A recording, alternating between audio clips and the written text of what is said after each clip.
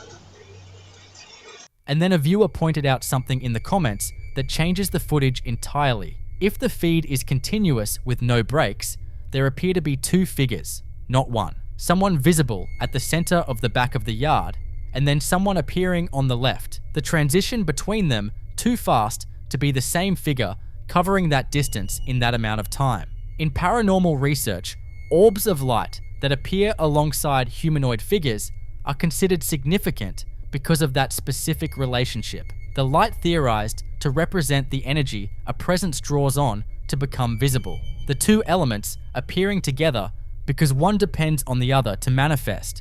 A figure moving through a solid fence, accompanied by a floating light, at 3 in the morning, while a dog barks from inside the house, doesn't leave many mundane explanations standing. So what do you think? Was something crossing through that yard that the fence was never going to stop? Or is there something else entirely behind what that camera picked up?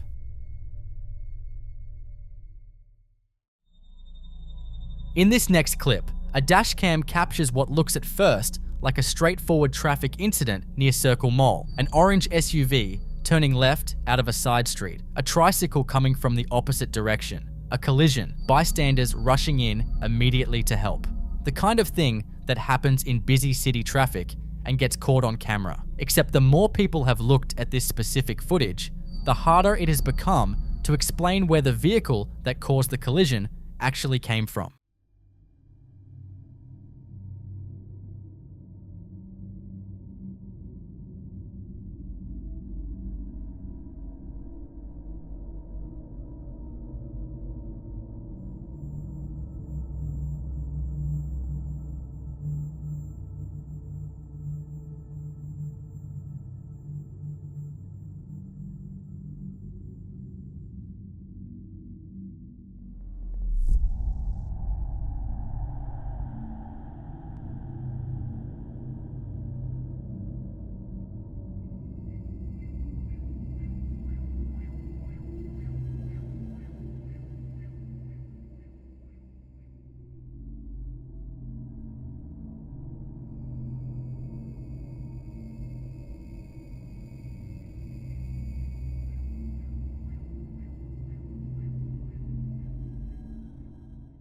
One viewer downloaded the footage, ran it through a frame extractor, and chopped it into 100-millisecond chunks, and still couldn't identify the point at which the motorcycle enters the frame. It doesn't appear from around a corner, it doesn't emerge from behind another vehicle. It simply exists in the shot, in a way that frame-by-frame analysis hasn't been able to account for.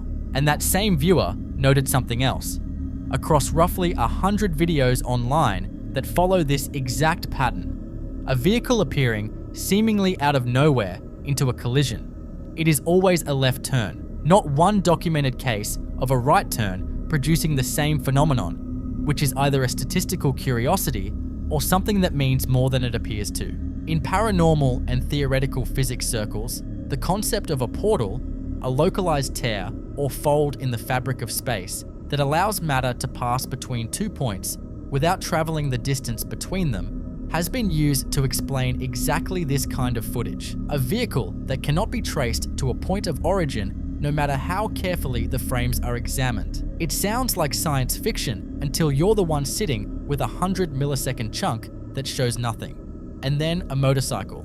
The more grounded explanation is simply a blind spot in the camera angle combined with the speed of the vehicle. Possible, reasonable, and probably what most traffic analysts would land on. So what do you think? Is there a rational explanation hiding somewhere in that footage? Or did something come through that intersection from a direction that doesn't exist on any map?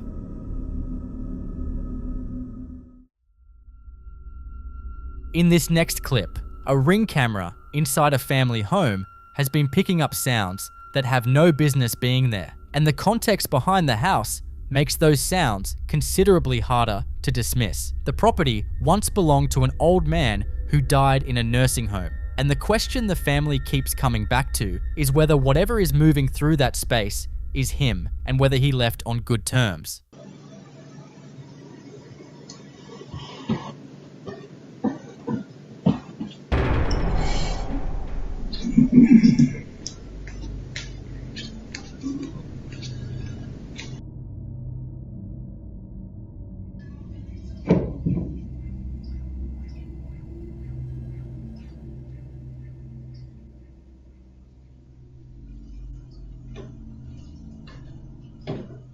The footsteps near the staircase are deliberate enough that the sister sitting alone on the couch registers them clearly, one after another, before she finally works up the nerve to move from her spot.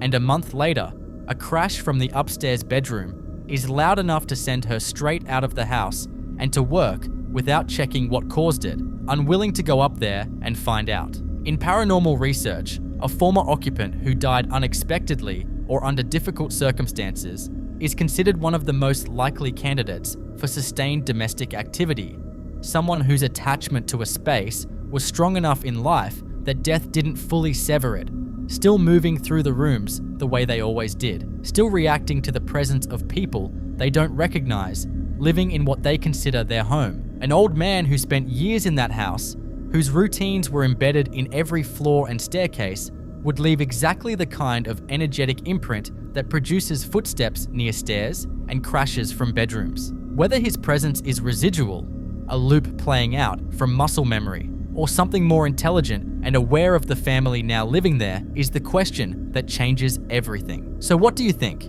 Is the previous owner still making his rounds? And if so, is he at peace with who moved in after him?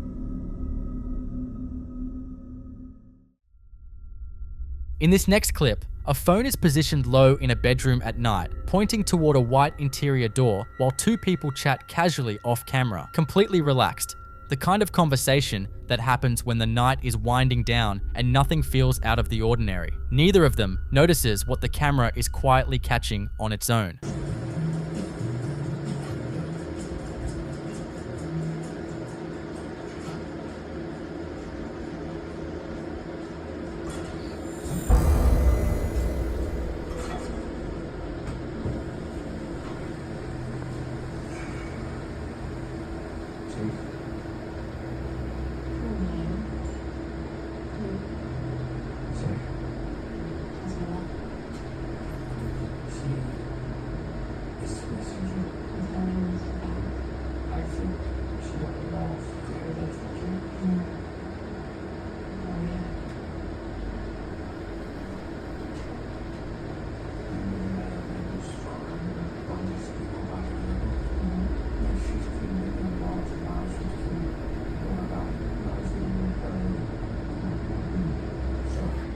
A door that moves with that kind of slow, controlled deliberateness, not slamming, not drifting, but opening and closing as if someone is on the other side making a considered decision about it, sits in a very specific category in paranormal research. Doors represent thresholds, boundaries between spaces, and an entity that returns to the same door repeatedly at night, while people are present and unaware, is demonstrating a level of both comfort and intention that points toward something intelligent rather than residual. It knows the layout, it knows when people are there, and it keeps coming back to the same door, which in paranormal theory suggests either a territorial presence marking the boundary of a space it considers its own, or something that simply hasn't decided yet whether it wants to come through. The two people in that room never paused their conversation once. So what do you think? Is something on the other side of that door making up its mind, or has it already made it?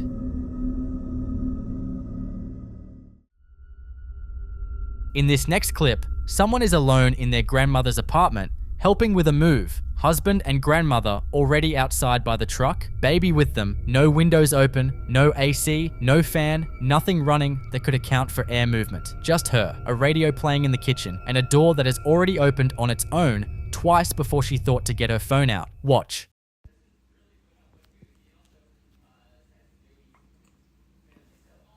Are you gonna do it again?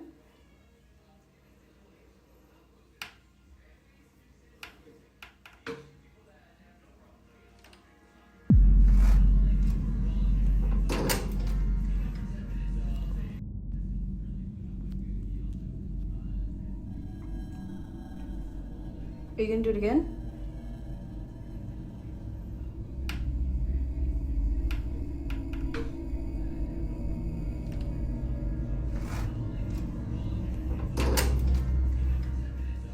The crystal doorknob turns counterclockwise, jiggles aggressively, the latch disengages with a distinct click, and the door swings open hard into the wall with no one on the other side. And the reason she spoke before it happened is because it had already done this twice, and she was hoping to catch it on camera while the feeling in the room was still, in her words, calm and safe. She went outside afterward and told her grandmother she had ghosts. Her grandmother said, "I know," without a single beat of hesitation. What makes this one particularly layered is the detail her friend caught after the fact: black handprints on the surface, the kind that look like moisture damage on an old mirror, that she hadn't noticed in person or on the first watch. 12 years of her grandmother living in that apartment, a building old enough that the doors have to be wedged into their frames. And somewhere in that history is a presence comfortable enough to open a door repeatedly for a stranger in a calm, unhurried way that didn't feel threatening, just present. In paranormal research, entities that respond to being spoken to directly, that operate with that kind of quiet consistency rather than aggression, are often associated with long-term domestic attachments. Something that has been in that space so long, it considers the apartment as much its home as anyone else's. So what do you think? Was something saying goodbye to a place it had shared with her grandmother for 12 years? Or has it already followed her to the new apartment?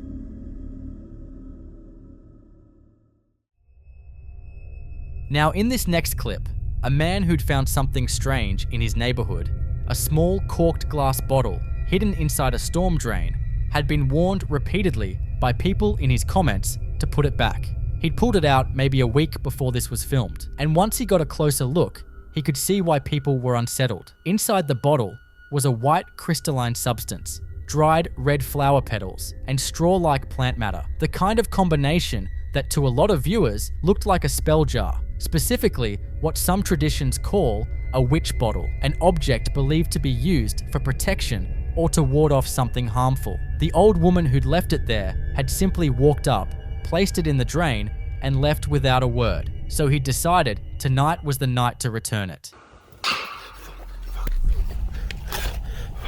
Y'all, I just had my whole ass arm down in that storm drain and something brushed against my hand, y'all. It felt like fingers. It felt like fingers. It felt like fingernails. It felt like fingernails scratching my hand. I think a week or so ago, some old lady put this bottle in that storm drain, and then she just walked off. So I went and got it, and everybody in the comments was saying, I need to put it back, I need to put it back. So I was gonna go put it back. It was probably just a raccoon or something. I'm gonna go get a flashlight. I'm gonna go over there and look.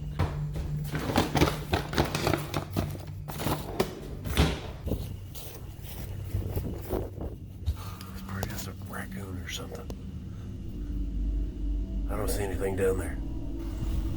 storm coming. This shit freaks me out. This bottle freaks me out. Everybody freaked me out in the comments saying I need to put it back. It's some kind of fucking protection spell to ward off evil or some shit. I don't know why anybody would put it in a storm drain. It's just gonna get washed away, but y'all said to put it back. Should I just go toss it in there? Should I just smash it in there or whatever? Just let the storm take it away? Y'all tell me.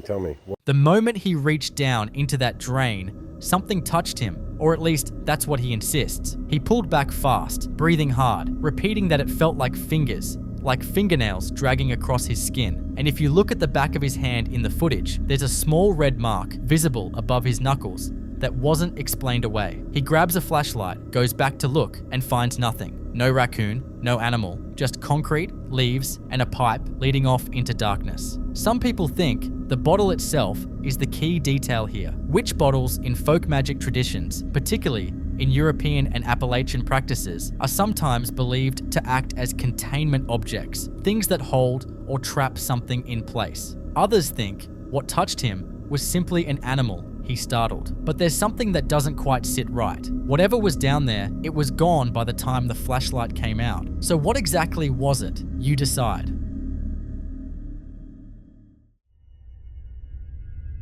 The following video was recorded inside an abandoned hotel somewhere in Turkey at night, with nothing but a flashlight cutting through the darkness of what appears to be a completely derelict room, the kind of place where the walls have given up and the floors are covered in debris no one has touched in years. According to the person filming, this location is tied to something far older and more specific than a generic haunting. In Islamic tradition, jinn are supernatural beings created from smokeless fire, existing in a realm parallel to our own, neither fully visible nor fully absent, capable of inhabiting forgotten spaces. The idea that an abandoned building could house a particularly powerful jinn isn't fringe belief. For many across the Middle East and Central Asia, it's a deeply held understanding that certain places become territories. The camera panned slowly, the flashlight beam sweeping across the empty room before settling on something low to the ground in the middle of the space.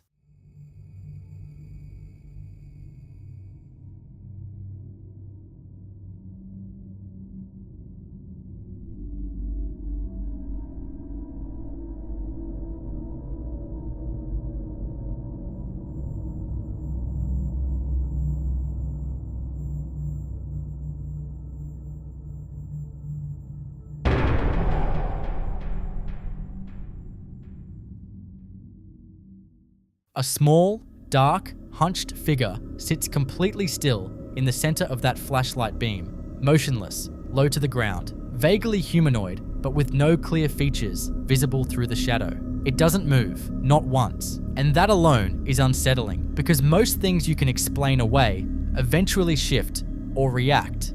This doesn't. Whether it's a person holding still, a prop placed deliberately, or something else entirely, the stillness is what viewers keep coming back to. Some think the figure's shape, crouched, compact, low, fits descriptions of how jinn are said to manifest when they're not yet choosing to be seen. Then the camera moves deeper into the building. The flashlight sweeps across a cluttered corner where 3 long pieces of wood are leaning upright against a stained wall, and there's no one else visible in the frame.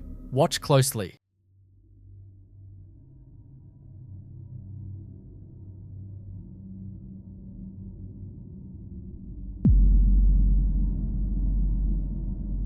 The pieces of wood begin to slowly slide and then fall sideways onto the debris-covered floor with a sharp clatter. No visible person nearby, no gust of air, no animal. Skeptics will point out that leaning wood in a derelict structure doesn't need much to fall, but it was standing erect with no support before it fell. And paired with what was captured moments earlier in that same building, a lot of viewers aren't so quick to write this one off. What do you think caused it? In the following clip you're about to watch, a man who lives alone in a house built in the 1940s has been hearing children laughing and playing in his basement for long enough that it's become a pattern he can no longer rationalize away. And on this particular day, he decides he's done ignoring it. He walks to the basement door, reaches for the old brass doorknob, and calls down the stairs in a firm voice, telling whatever's down there to knock it off. And that's when the footsteps start. Fast, deliberate, coming up the stairs toward the door with no visible body attached to them. So he slams it shut. Then this happens.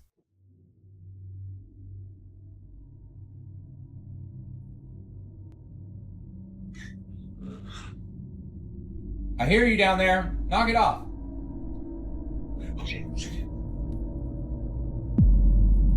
Stop! Stop it!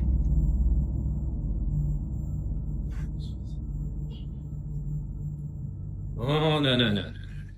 In paranormal research, child entities that move between floors, respond to commands, and vanish without trace are among the most unnerving categories of domestic haunting. Not because they present as threatening, but because the combination of something innocent sounding and something physically impossible occupying the same space creates a kind of cognitive dissonance that's very hard to shake. A house built in the 40s has had decades of lives move through it, and not all of them finished cleanly. So what do you think? Is there a little girl in that house who never found her way out? Or is something in that basement using the sound of laughter specifically because it knows he won't run from a child?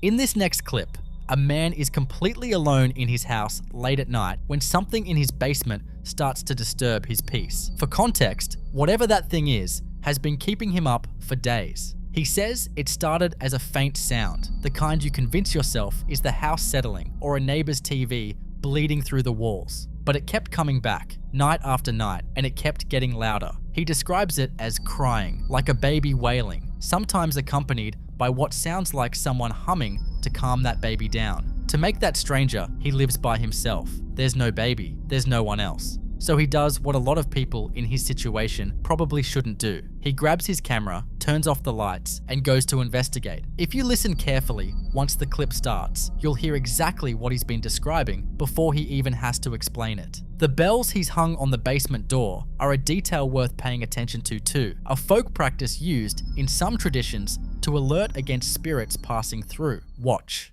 Guys, something's on the basement. Anybody down there? Hello? Hello? Guys, I have been noticing that at nighttime when I shut the lights off, I don't know if you can hear it.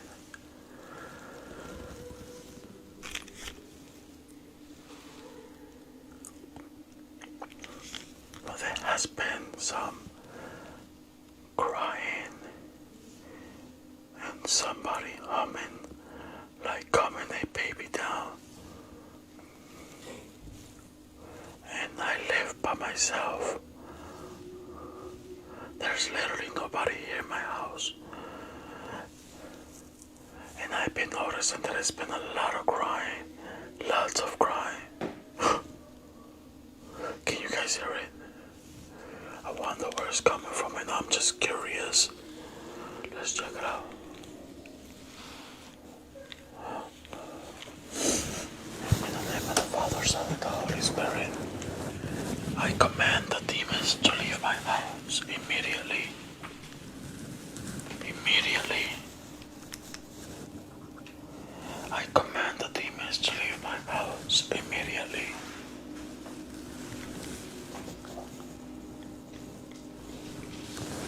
Oh, that sounds like it's coming from the basement.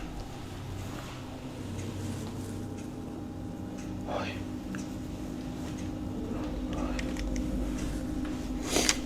Guys, it looks like it's coming from the basement.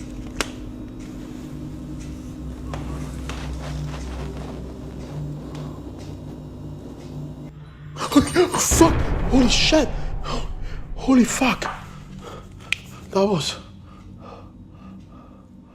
a big scream. Oh shit! Holy fuck! Oh shit!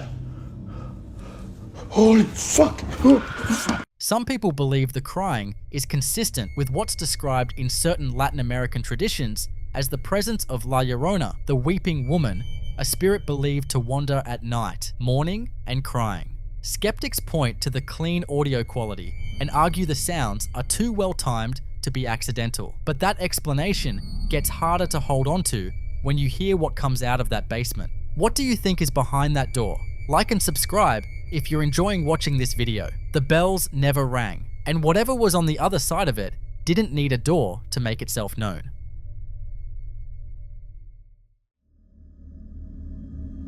In this next clip, a static security camera captured what appears to be an entirely ordinary living room. A couch draped with blankets, a leather recliner, a small Christmas tree in the corner. A completely still, empty scene with nobody inside. The footage is time-stamped January 10th of 2026, and for nearly 30 full seconds, not a single thing moves. Nothing shifts, nothing falls. But the audio is a different story entirely. Listen closely.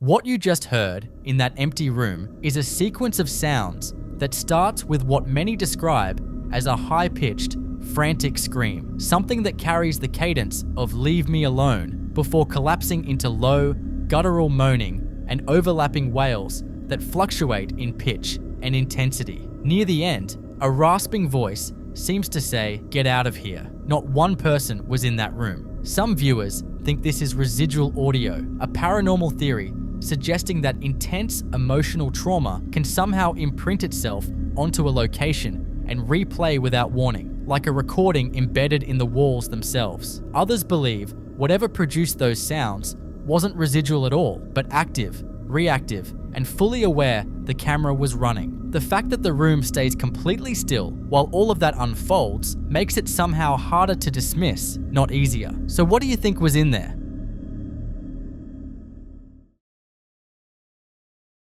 In the following clip you're about to watch, a man is standing in a dark hallway late at night, looking into his unlit kitchen, and through the faint glow coming through the window, he can just make out a silhouette moving in there, the steady rhythmic sound of a knife on a cutting board filling the silence. He assumes it's his girlfriend, calls out to her casually, asking what she's doing, cooking in the dark. Watch. Babe, what are you doing in the dark?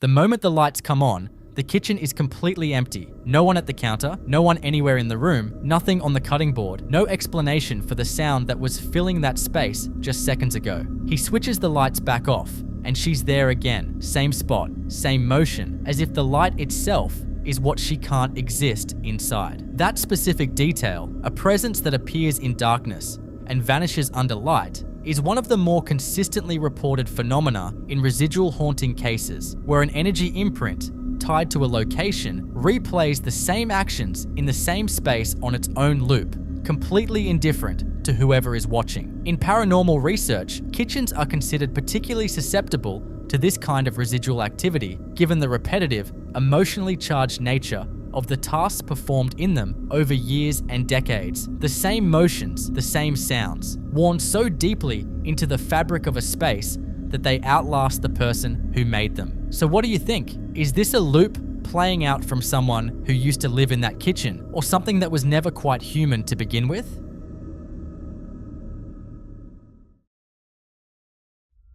Now, in this next video, a man named Tristan had been dealing with something in his home that wasn't content to stay in one room or limit itself to one kind of disturbance. It moved through the house, it opened things, it threw things, and according to the narration, nothing he tried made any difference. The first incident starts in a narrow hallway at night, where he's following his cat with a handheld camera. The cat stops at the end of the hall and crouches down, staring at the gap beneath a closed door. And if you know anything about animals around paranormal activity, you already know that's not a good sign. Then the door handle begins to jiggle violently on its own, twisting up and down with force, before the door swings open entirely. He enters what turns out to be a laundry room, and no one is there. Watch.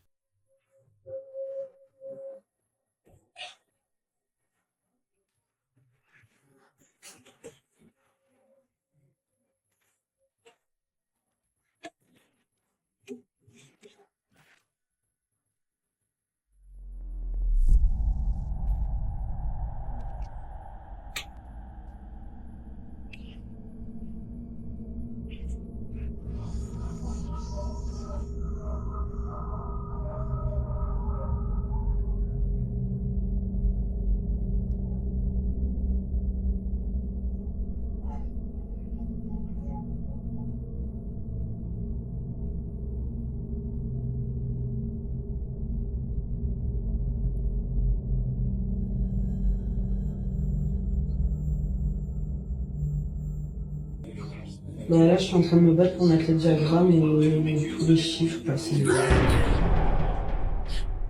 Il faut que mon sommeil puisse partir vers mon aile de courant. Je me sers de morceaux de métal combinés pour y arriver.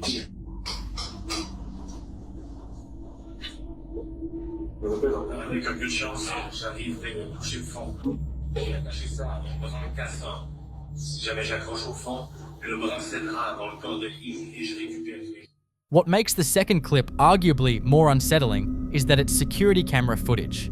Static, ambient, no added sound design. Tristan, in a grey hoodie, walks toward a hallway entrance on the far right of the frame when a faint, semi-transparent figure, child-sized, hovering in the doorway, becomes visible for a few seconds before simply disappearing. Then, a wicker basket launches out of that same hallway with enough force to hit the wall. Many viewers watching this reached for the poltergeist label immediately, and it's easy to see why. Poltergeist activity in paranormal research tends to follow a specific pattern, escalating physical disturbances, objects thrown rather than simply moved, and an energy that seems almost deliberate rather than residual. Skeptics argue the basket could have been rigged, but the apparition appearing just before, it is harder to dismiss that easily. If you've been following cases like this, the child-shaped figure is what the comments couldn't let go of. So what exactly was standing in that doorway, and where did it go?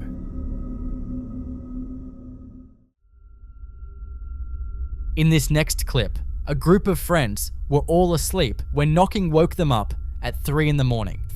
4 heavy impacts, loud enough to pull everyone out of sleep at once. Their first thought was someone messing around outside, the kind of explanation you reach for at 3 in the morning because it's the only one that makes sense. In the morning, they pulled up the CCTV to find their answer, and what they found instead was a small cat sitting outside the closed restaurant, appearing in the frame with no visible entry, no jump, no walk-in, just there between one frame and the next as if it materialized. Watch.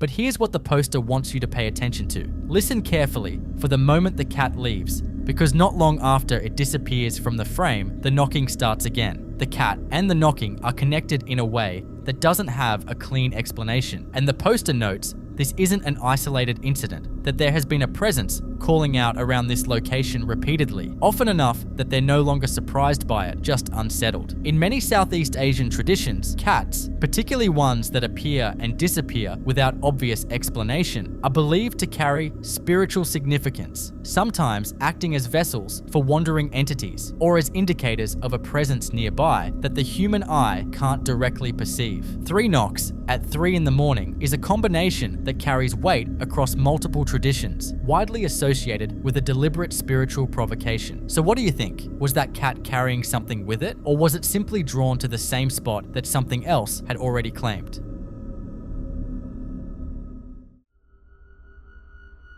In the following clip you're about to watch, a woman wakes up in the middle of the night to the sound of something moving inside her walk-in closet. And then, from inside that darkness, she hears her husband's voice whispering her name, telling her to come to him. She freezes because her husband is lying right next to her in bed. She picks up her phone and starts filming. Watch. Babe, come here. What? Come here. Oh my god. Don't look inside. But the detail from the caption is what reframes everything. She notes that her husband seemed almost calm when he heard the voice. Not startled, not confused, almost as if this wasn't the first time. And she hasn't been able to stop sitting with one specific thought since. What if that voice in the closet really was her husband, trying not to alert whoever was lying next to her? In paranormal research, entities that mimic the voices of loved ones to lure people toward isolated spaces are considered among the most deliberately present predatory forms of manifestation, patient, calculated, and deeply aware of exactly which voice will make you move without thinking. So what do you think? Was something occupying that bed, or was something in that closet that already knew her husband's voice well enough to use it?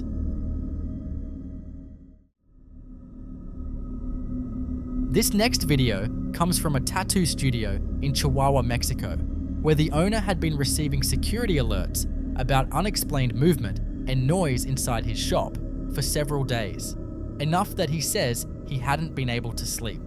On the night of May 3rd of 2020, he returns to the studio after hours, phone in hand, to show viewers what's been happening. Inside, the room is lined with horror masks, a porcelain doll, and posters. And sitting flat in the middle of the wooden floor is a book titled El Diablo Me Obligó, The Devil Made Me Do It. He jokes about the ghost's creativity in choosing that particular title, then notices the room feels strangely cool despite it being a hot night outside in Chihuahua. He decides to go quiet so the security camera can record. Then his phone's light cuts out completely. Full battery, no explanation. Seconds later, a loud bang echoes through the darkness. Watch the camera sensor react to an unseen presence. Buenas noches, amigos. Miren, me llegó una alerta de la cámara, ya la mandé a arreglar. Más esperar tantito. Me llegó una alerta de que había movimiento, que hubo ruido y movimiento. Me fijé que dejé la luz prendida de la lámpara que uso para los tatuajes.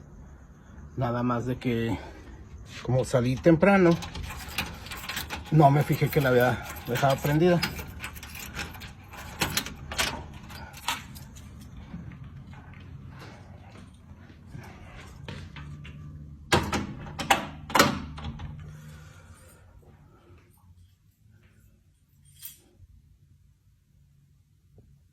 Enfoca. Ahí está. Me llegó una alerta de que había movimiento adentro. Yo pensé que había sido la lámpara, pero no, que hubo movimiento aquí en el baño y hubo movimiento aparte. Yo oí ruidos. Son tiliches.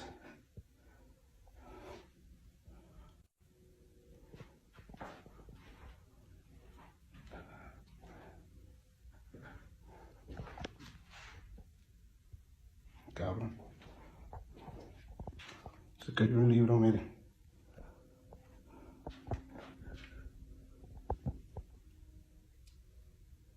Miren qué título escogió. Creativo, ¿no? El fantasma. Ay, caray. Miren. Está haciendo calor ahorita aquí en Chihuahua. Estuvieron los días frescos, pero ahorita está como sofocadito. Y aquí adentro está como fresco, raro. No sé si hayan prendido el aire o algo, pero se siente la vibra medio rara.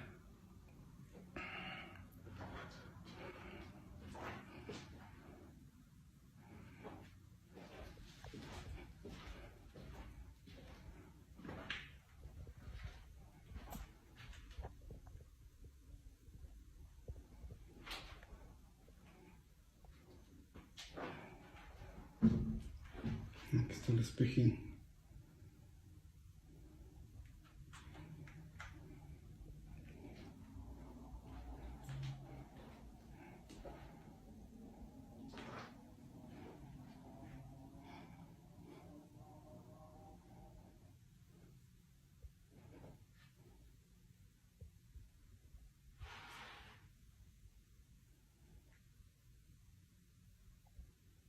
Quiero guardar un poco de silencio, miren, ahí me está grabando la cámara. Okay. Se fue el flash a mi teléfono. Eso que sí traigo bastante batería.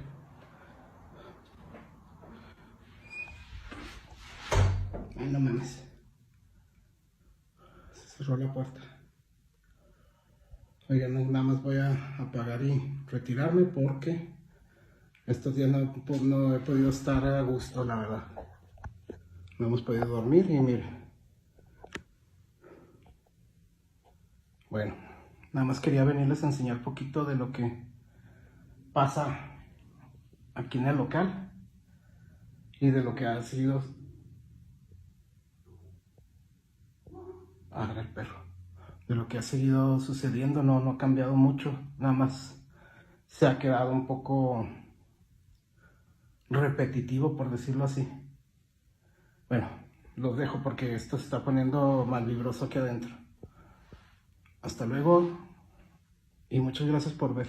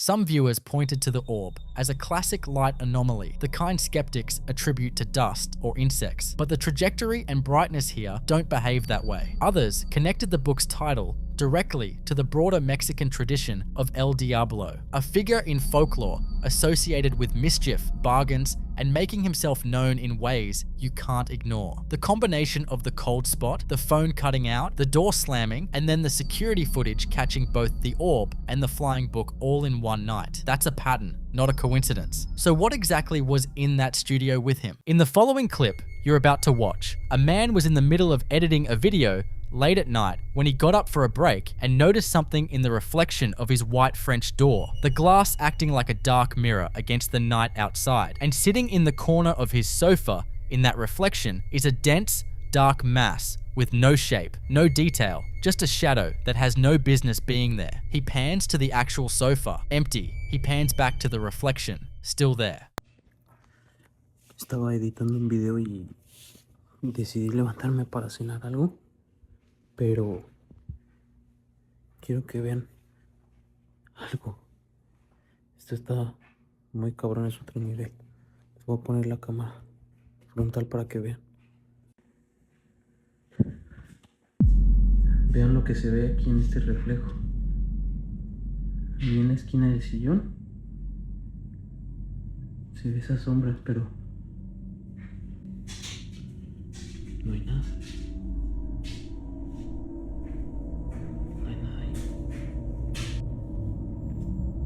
¿Ven? Ahí está. Esto ya está muy caro.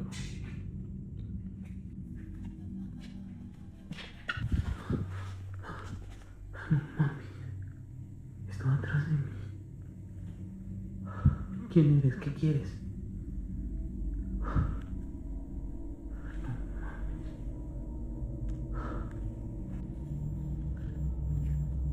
Atrás de mí.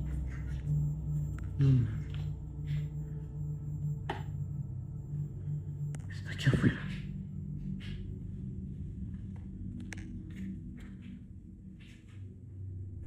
¿Qué quieres?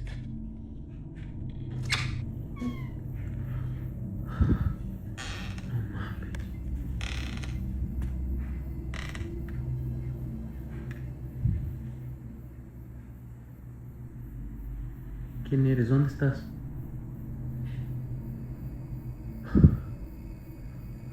Aquí estaba. No, güey, no, yo ya. Ya me voy, no, ya.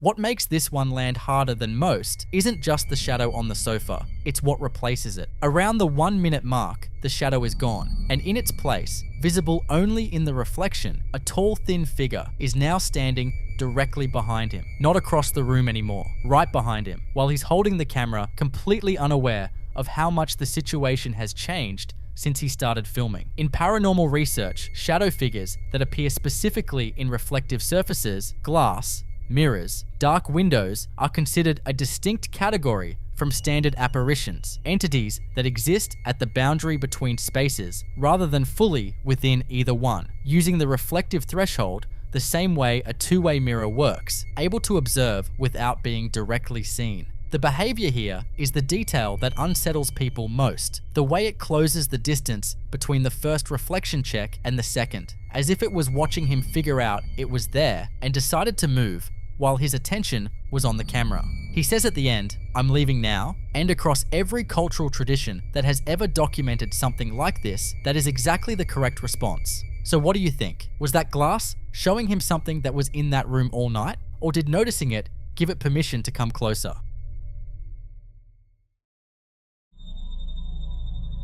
In this next clip, a man is filming alone at night, or at least he thinks he's alone, after hearing what sounds like a faucet turning on by itself somewhere inside the house. Armed with his phone, he makes his way down a short set of stairs toward a closed white door, his breathing already unsteady before he's even opened it. When he swings the door open into the dark bathroom and switches on the light, he finds the bathtub faucet running at full pressure, water pouring in with nobody around. "There's nobody here," he says in Spanish, and then, in the mirror, he sees something that changes that entirely.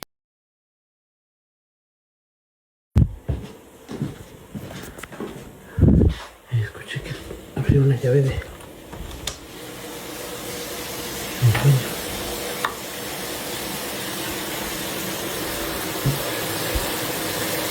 No entiendo por qué. Está bien.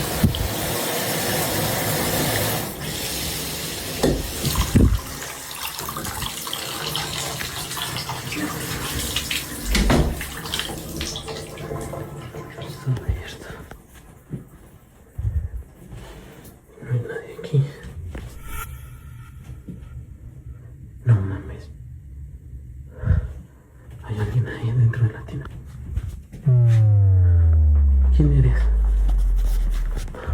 ¿Qué quieres? No mames. Prende la luz. Ya no está. ¿Qué pedo? Aquí había alguien, aquí había alguien.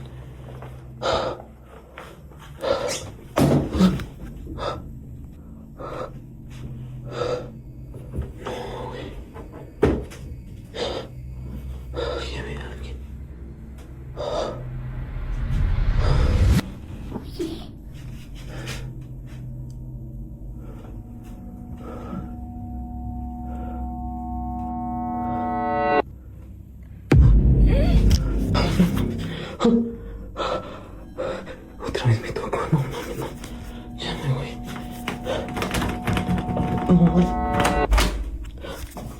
What he catches in that bathroom over the next minute and a half is relentless. The faucet running on its own is unsettling enough, but then a small childlike figure appears motionless behind the semi-transparent shower curtain, and when he yanks it open, there's nothing there. The cabinet door above the toilet swings open on its own with a soft creak, and in the mirror, if you watch carefully, the small figure appears directly behind him, hands rising slowly onto his shoulders, and he doesn't notice it until the screech hits and he physically jolts sideways, saying in a panic, "Again, it touched me." Some viewers think the child figure is a classic example of what paranormal communities call a residual haunting, a presence so tied to a space that it keeps repeating the same behavior, the same appearance, over and over, regardless of who walks in. Others point to the more troubling detail. Something in that bathroom doesn't want him to leave. The doorknob rattles and sticks as he tries to get out, and his voice breaks when he finally says, I'm leaving now. Whether you believe this is genuine or not, the footage is cut together in a way that's genuinely hard to shake. Like and subscribe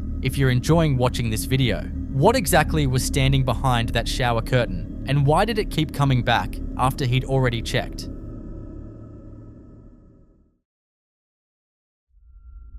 In this next clip, a man is filming his Dalmatian on a concrete patio during the day when his dog's behavior stops him cold. The dog is standing completely rigid, staring up at something in the overcast sky above it. He says, "Even my dog knows something ain't right, man," and that line kind of says everything. My dog's weirded out. Even my dog knows something ain't right, man.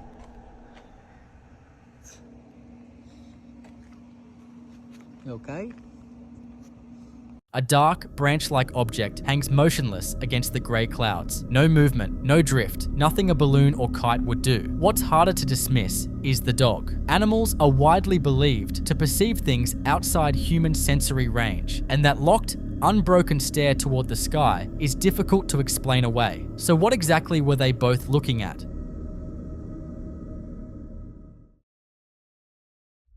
This next clip was filmed at nighttime outside what appears to be a residential building, somewhere near a narrow alleyway marked with the number 77 on the wall. A young boy is out there with whoever is holding the camera, and from the very beginning, the boy's attention keeps drifting toward a black metal gate at the end of the alley, like something on the other side is pulling it there. He walks over to the corner, peers through the bars, points into the darkness, then walks back. Then he does it again. No explanation, no reaction from anyone around him. Just a child, alone with a blonde doll on a tiled ledge, drawn over and over toward whatever is down that alley. No hay nada, papá.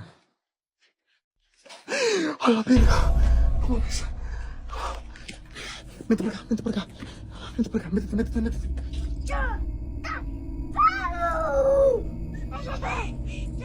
Papi, no juegues tan brusco con las muñecas, papi. Ahí está el guante y Scary Movie también. Los caminos de la vida. Ey, Eliezer. Hijo, ¿qué estás haciendo ahí? Hazte para acá, mi amor. ¿Eh? ¿Tu amiga? ¿En dónde? ¿De quién hablas? ¿Tú quién? Mi amigo. ¿Tu amiga? ¿Hay una persona ahí? A ver, vete para acá. Ahí no hay nadie, mi amor. Póngase a jugar. Mi amiga, lo que dice. No juegues tan brusco, papi. Los caminos. Otra vez. Hijo. Hey, hijo. Te dije que te vinieras a jugar y que no estuvieras ahí. No hay... Quiere jugar conmigo. ¿Cómo que tu amiga, papá? Ahí no hay nadie, mi amor. Mira. A ver, hazte para acá. Mira, ven, ven para acá. Te voy a explicar. Aquí no hay absolutamente... ¿Eh? ¡Estás pisando! ¿A quién estoy pisando, papi? ¡A mi amiga! ¡Está enterrada! ¿Enterrada en dónde? ¡Allí! ¿Aquí donde estoy yo? Sí. A ver, mejor. ¿Sabes qué? Vete por allá. A ver, te está afectando mucho ver películas. Ya no te voy a poner la tele en la noche, papi, ¿eh? Porque estás jugando muy raro y estás viendo cosas que no. No hay ninguna amiga, papi. ¿Tú la has visto? Ay, no. ¿Y cómo que quiere jugar contigo? ¿Te habla o qué? Sí. ¿Qué te dice?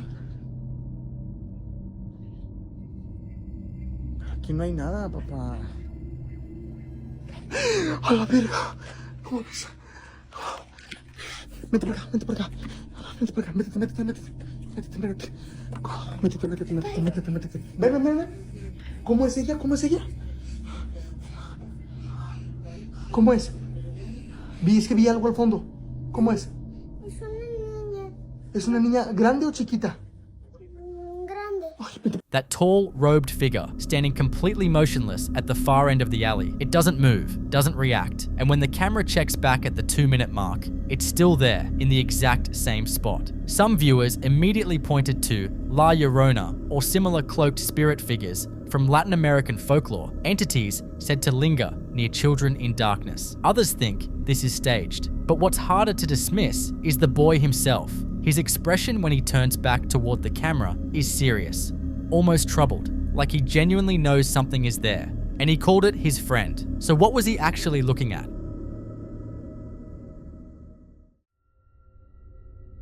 Now in this next clip, a couple staying overnight in a cave dwelling built into the Appalachian Mountains woke up at 3 a.m. to screaming coming from somewhere out in the dark, and neither of them could explain where it was coming from. The setup alone is unsettling enough. They're sleeping inside a structure carved into natural rock, connected to the rest of the property by a narrow suspension bridge that disappears into pitch black woods. When the woman needed to use the bathroom, she had no choice but to cross it alone. Watch. This is where we're sleeping tonight. Pound Town, baby. Not Pound Town. That's a literal cave outside. It's not funny. We're going to bed now. The door is locked. Pocket Glock. What's your safe word for tonight? Wendigo.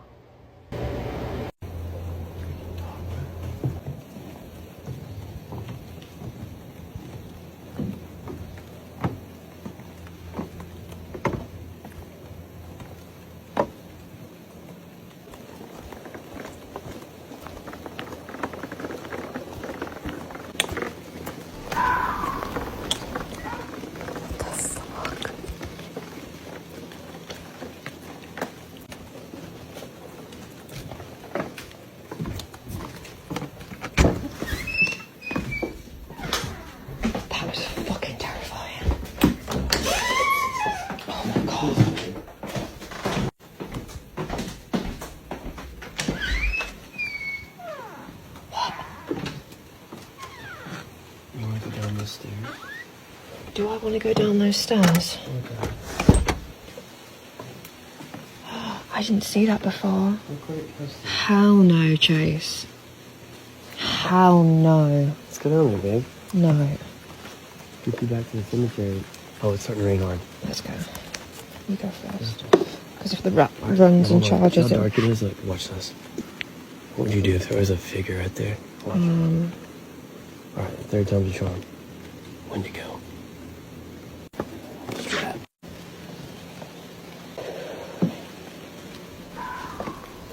What just heard something? It's probably a rat. Probably a skinwalker.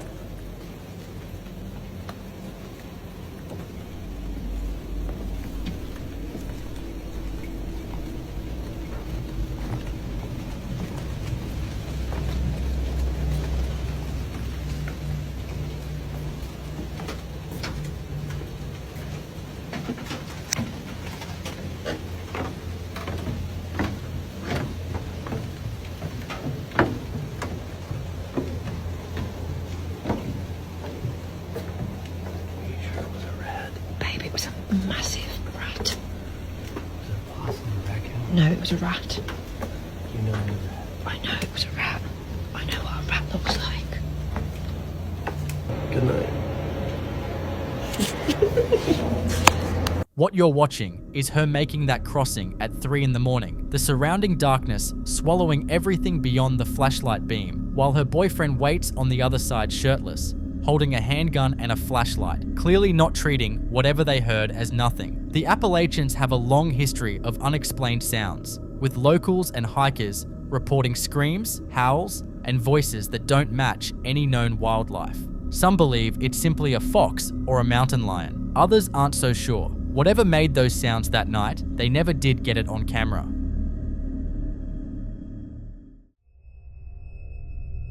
Now in this next clip, a mother named Alyssa started noticing something unusual about the way her baby boy behaves near one specific bedroom in the house. Not the living room, not the kitchen, not any other room, just that one. Every single time he gets close to that doorway, his whole demeanor shifts. He becomes focused, animated, almost giddy, as though something inside is greeting him, something nobody else can see. Alyssa says this happens every time, without fail, and she finally decided to film it to show people what she's been witnessing. He does this every single time he goes into this room. Oh, why do you do that?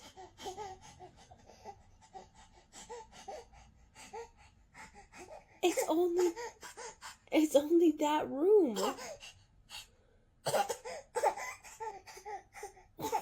What in the world? Why are you doing that?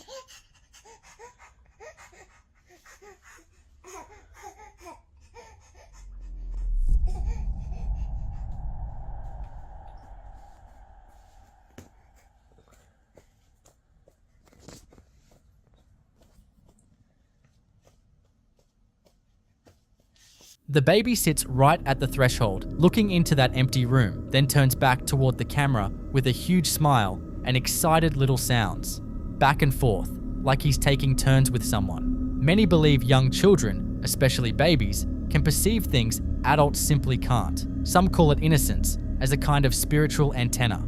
Others think it could be a familiar presence, a loved one who passed, drawn to the child. You decide, what exactly is he seeing in there? In the following clip you're about to watch, a baby monitor picked up something at 3:50 in the morning that's been hard to shake since it was first shared online. A 3-year-old alone in his bedroom, completely still, sitting up in bed, just looking around at his pictures and his toys, the way small children sometimes do when they're caught somewhere between asleep and fully present. He'd apparently been doing this for about 20 minutes on his own, completely unbothered, just existing quietly in his room in the middle of the night.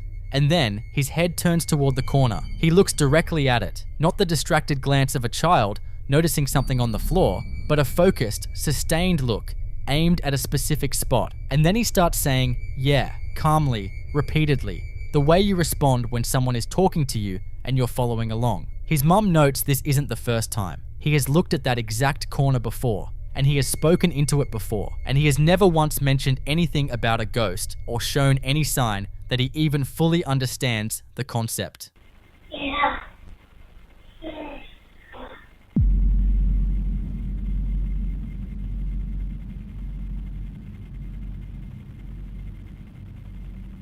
Yeah. Yeah.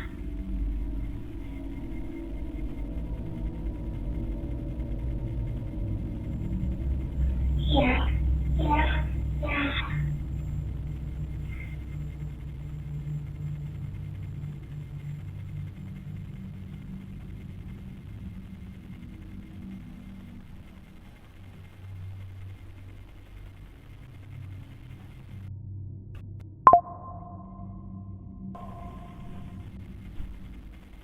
And that last detail is the one that lingers. In paranormal research, the absence of fear in a child interacting with an unseen presence is considered more significant than the presence of it, because a child who is scared has registered something threatening, but a child who is calm and conversational has registered something familiar, something that has apparently been in that corner long enough to become a completely normal part of his night. So what do you think? Is there someone in that corner answering back? Or is this just a 3-year-old and his imagination keeping each other company at 4 in the morning? In this next clip, a man is filming at night inside his kitchen, cookware hanging from hooks on the wall, the kind of ordinary domestic space that couldn't feel less threatening, the last place you'd expect to need your camera out. But something had already put him on edge before any of this started. A silver pot hanging on the wall begins shaking on its own, not rattling from a passing truck or a vibration moving through the building, but a focused, deliberate trembling isolated to that single pot, while everything else hanging around it stays completely still, which is the detail that makes this one so difficult to explain away. Astagfirullahaladzim. Istri baru selesai isah-isah bro. Udah panci itu gerak sendiri. Astagfirullahaladzim.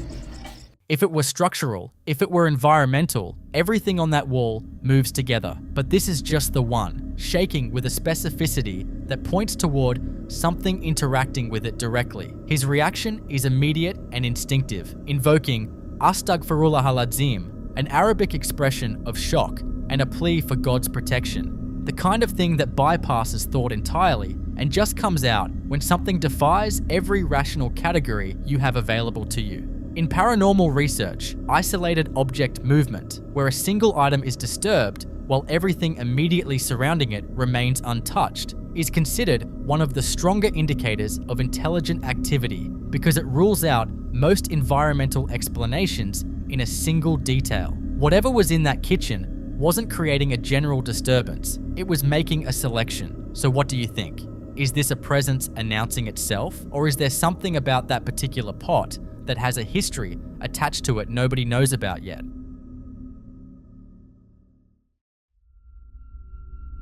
In this next clip, someone is filming inside a cemetery during the day, pointing their camera at a wall of sealed burial crypts. Two of them freshly cemented shut, the words "Descanse en paz" still visible in the wet concrete. It's quiet, still. Nothing about the scene suggests anything is wrong. 3 loud, forceful bangs erupt from inside one of the sealed crypts, sharp, resonant, like something pounding from the other side of the concrete. And the person filming gasps and bolts, the camera swinging wildly toward the ground before the clip cuts.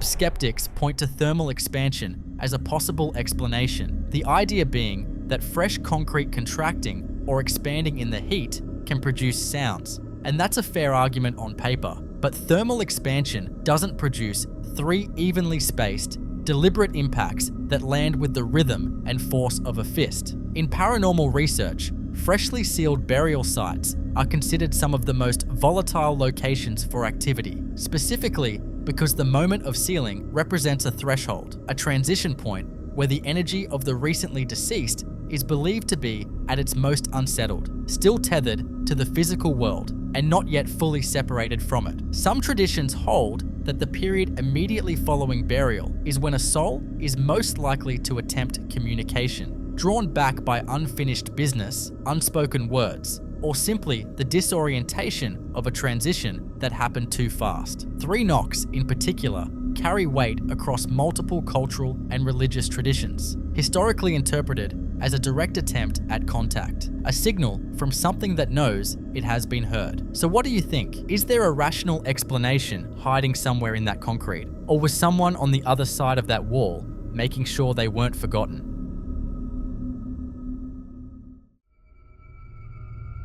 The following videos come from the same man, filmed inside what appears to be the same house across what seems to be a series of increasingly disturbing nights. And taken together, they paint a picture of something that isn't just visiting this place, but actively making itself known. It starts quietly enough. He wakes up at some point in the night to the sound of music playing downstairs, lo-fi and distant, drifting up through the dark house. He hadn't left anything on, or so he thought.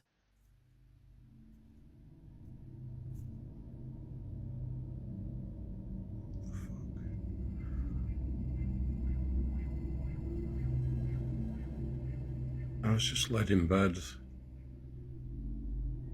and I can hear music, and I swear that's coming from a computer.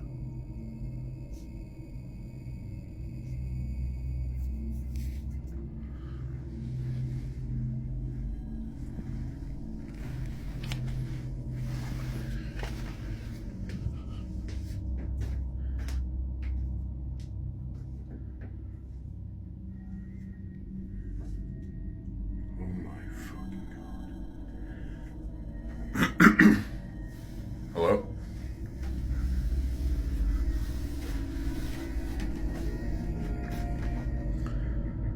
Oh my god. So, I put my computer to sleep, didn't turn it off, but YouTube was not the last thing I was on.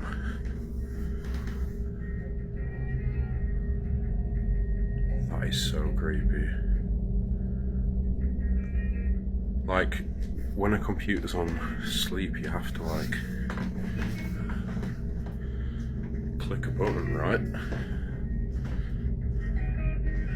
But then to make YouTube play, you have to click something else. What the fuck?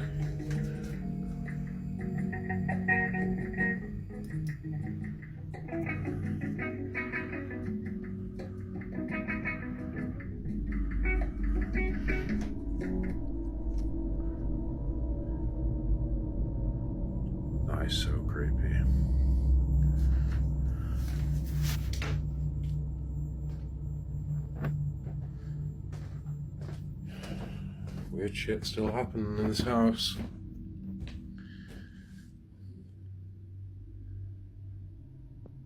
Make the music play.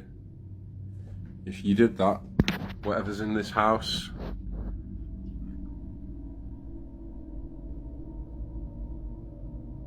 make the music play.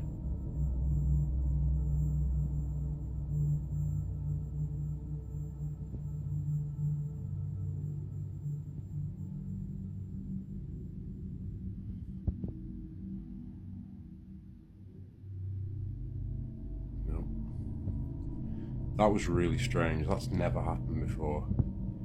And I quite often, I'm really bad for leaving my computer on like sleep and not turning it off.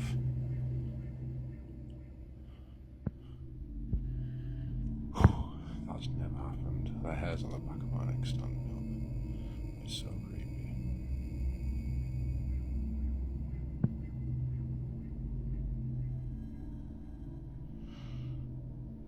Fucking hell. Okay, I'm going. His computer had woken itself from sleep mode and pulled up a YouTube video. Not just any video, but one that hadn't been open when he last used the machine. He points out, and this detail matters, that waking a computer from sleep requires one action, but getting YouTube to start playing requires another deliberate step entirely. The hair on the back of his neck stands up as he stands there in the blue glow of the monitor, asking whatever might be in the room to make the music play again. It doesn't. But for a lot of viewers, the silence in that moment is almost worse than if it had. Some dismiss it as a scheduled software task or a glitch. Computers do strange things. Others think that's too convenient an explanation for something this specific and point to it as classic low-level poltergeist behavior, the kind that starts small and electronic before it escalates into something physical. That escalation didn't take long. On another night, the banging starts. Loud, rhythmic, deliberate, the kind of sound that doesn't feel random. He's heard enough by this point that he's clearly past frightened and into furious, and he decides to confront it head on. Watch. He's fucking started again. He's fucking started again. Stop fucking banging! Fucking hell. Fucking slamming doors in my house. I'm getting sick of this shit. I'm getting sick of this shit.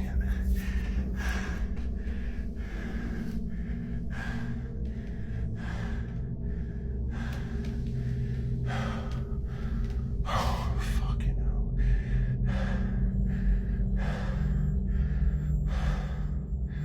Alright. I'm gonna confront you, you bastard. I'm coming up here. Fucking hell!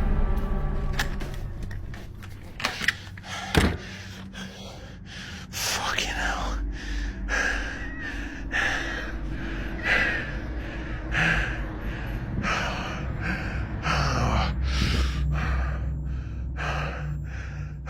Fuck.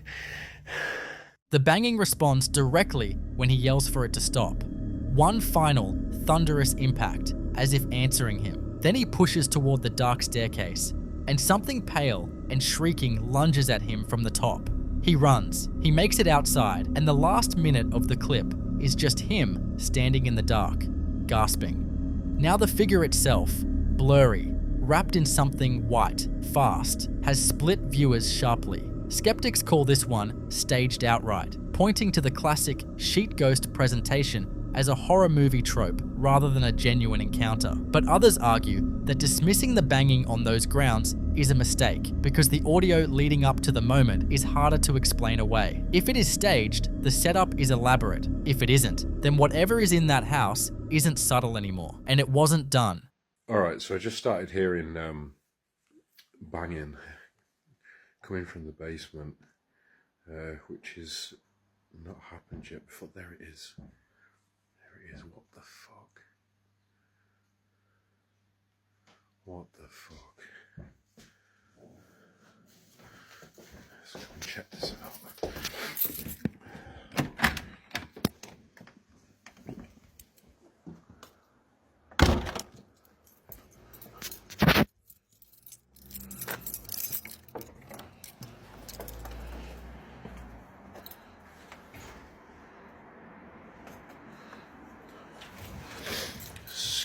shit happening in this house, man.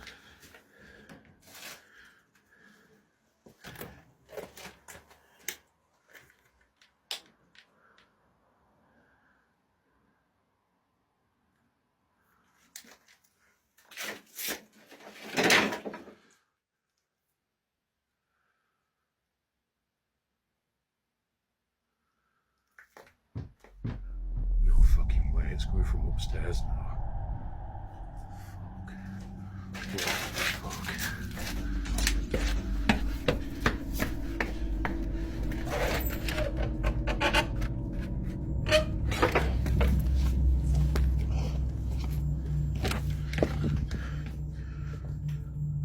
Holy shit. What the fuck?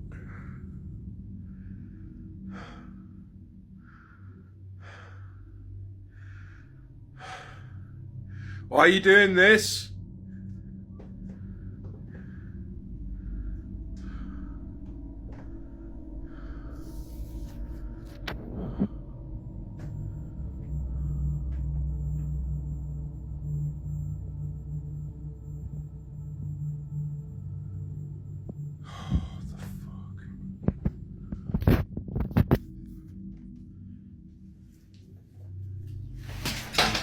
Fucking hell, what the fuck? Oh no.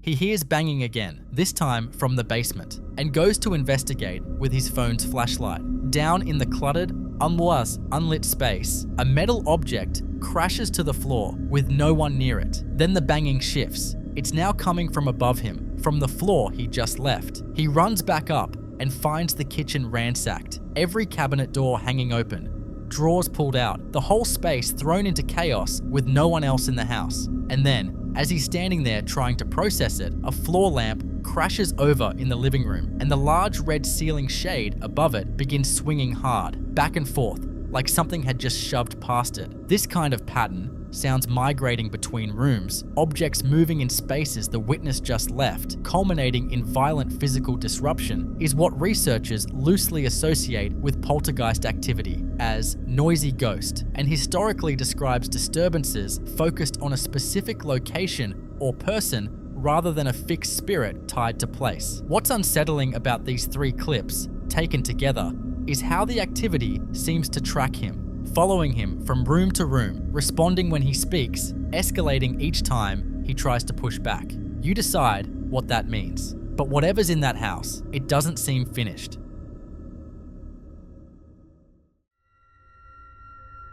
In the next clip you're about to watch, a man is moving through his home at night, already on edge, muttering prayers under his breath, following a persistent rhythmic knocking he can't locate, camera out, tracing the sound through the hallway and into the kitchen. He hesitates at the entrance to a dark, narrow corridor at the back of the room and then turns the camera toward it. Watch.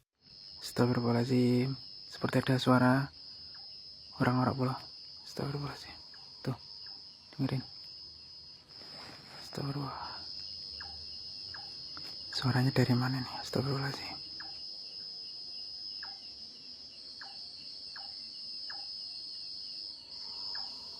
Astagfirullahaladzim. Suaranya dari dapur kayak bola. Astagfirullahaladzim. Astagfirullah. Gelap sekali di sini bola. Astagfirullahaladzim. Sepertinya tidak ada apa-apa di sini bola.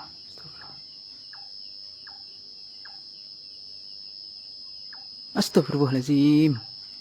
Astagfirullah. Itu bola. Ini apa ini bola? Astagfirullahaladzim. Tuh. Ada yang berdiri di sana itu bola. Hitam-hitam itu bola. Astagfirullahaladzim. Assalamualaikum. Sinten niku? Astagfirullahaladzim. Jenengan sinten? Sepertinya tadi menjawab ya bola. Kayak bilang aku gitu bola. Iya enggak sih? Astagfirullahaladzim.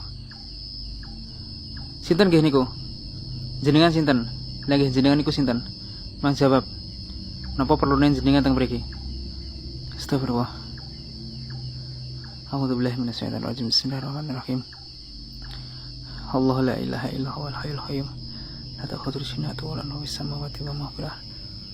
Man dhal ladzi yashfa'u illa bi'idhnihi. Ya'lamu ma baina aydihim wa ma khalfahum. Wa la yahzunu bihim. Wasi'a kursiyyuhu wa la ya'uduhu hifdhuhuma. Aliyul. Umpamane mboten enten perlu teng mriki mang kesah. Ampun ganggu. Astagfirullahaladzim. Merinding panik. Astagfirullah, menghilang bro. Menghilang dia bro. Astagfirullahaladzim. Astagfirullahaladzim. Menghilang. Mana bro? Astagfirullahaladzim. Kayak tadi ada yang menyentuh leher saya bro. Astagfirullahaladzim. Astagfirullah. Kemana tadi? Astagfirullahaladzim. Kayak tadi ada yang pegang pundak bro. Apa? Leher bagian belakang saya bro. Astagfirullahaladzim. Astagfirullahaladzim. What's standing at the far end of that corridor doesn't move, doesn't react, just exists there in the dark. And when he calls out, "Assalamu alaikum," who is that? Something calls back. A deep, guttural, distorted single word that he interprets as me. He begins reciting the Ayat al-Kursi, the Islamic verse of protection, his voice trembling the entire time. And then, between one frame and the next, the figure is simply gone. No movement, no fade, just gone. And then he feels something touch the back of his neck, then his shoulder. He's already moving away and it's still following him. In Islamic tradition, an entity matching this description, tall, dark, cloaked, capable of responding to a greeting and vanishing without trace, is consistently associated with the jinn, supernatural beings described in the Quran as existing alongside humanity but beyond normal perception, capable of manifesting physically and making direct contact when they choose to. The fact that it responded to his greeting is the detail that carries the most weight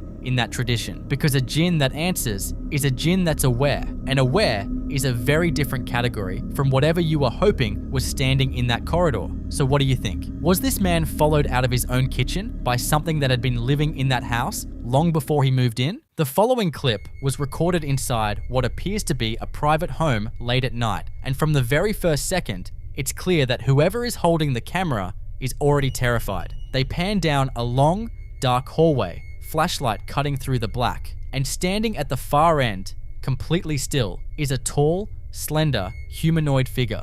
Entirely dark, not moving at all, just standing there. The person gasps, spins, and runs, slamming a bedroom door shut behind them before diving under the covers, breathing so hard you can hear it shaking. They pull out a rosary and what looks like a small handheld device, gripping both like they're the only things keeping something out.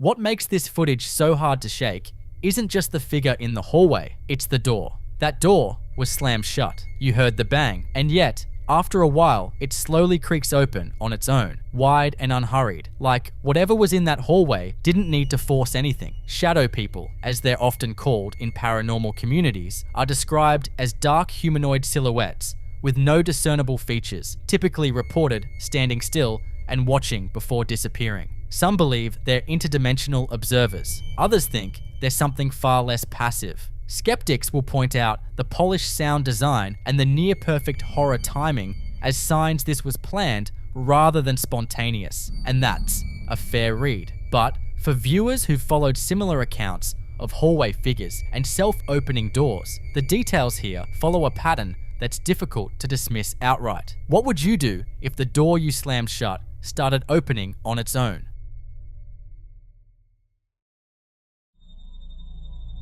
Now in this next clip, a woman is home alone at night. Her partner Carlos is away on a night shift when she notices something in the room that stops her cold. She's lying in bed, phone in hand, filming herself in selfie style as she speaks directly to the camera in a panicked, shaking voice. She explains she's alone, that Carlos isn't there, and that she can see a face. Watch.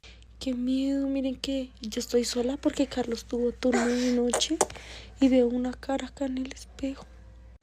Miren, allá hay una cara. Dios mío, qué miedo. ¿Qué hago? ¿Llamo a la policía? As she pans the camera toward the window, you can make out a pale, distorted face reflected in one of the lower panes, partially obscured by the television beside it, but unmistakably there. Dark, hollow eyes, a vague mouth, and nothing in the room that should be casting it. She cries out, asking what she should do, whether to call the police. Some viewers think it's a reflection from inside the room that she simply hadn't noticed before. Others aren't so sure, because if you look closely at the angles, nothing visible in that space lines up with what's staring back from the glass. So what exactly was looking in?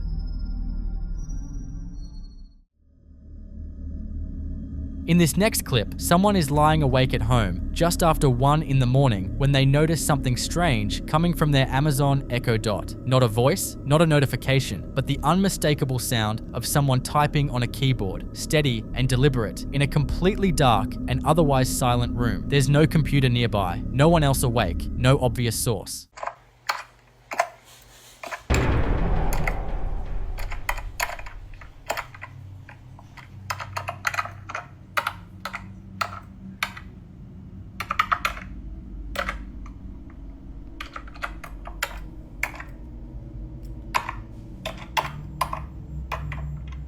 That's the Echo Dot sitting on the nightstand, and if you listen closely, the clicking is too rhythmic and too mechanical to be random interference. It sounds exactly like someone mid-sentence, pausing, then rushing through another burst of keystrokes. Some think a misconfigured Alexa routine or a rogue Bluetooth connection could explain it, but others find that harder to accept, because whatever is typing seems to know when to pause. And that raises a question no one's been able to answer. What exactly is it writing?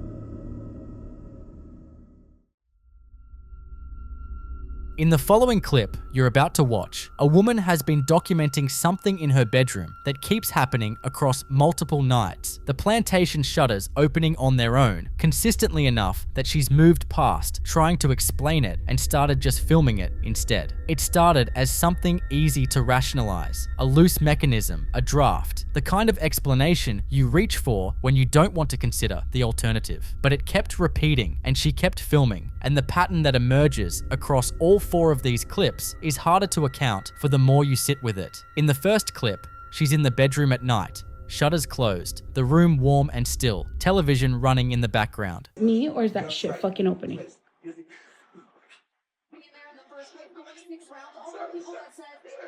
Let me pause this shit, cuz. Is it me? Oh my god, baby. Baby. Is it me or are they fucking opening? Fill up their water thing.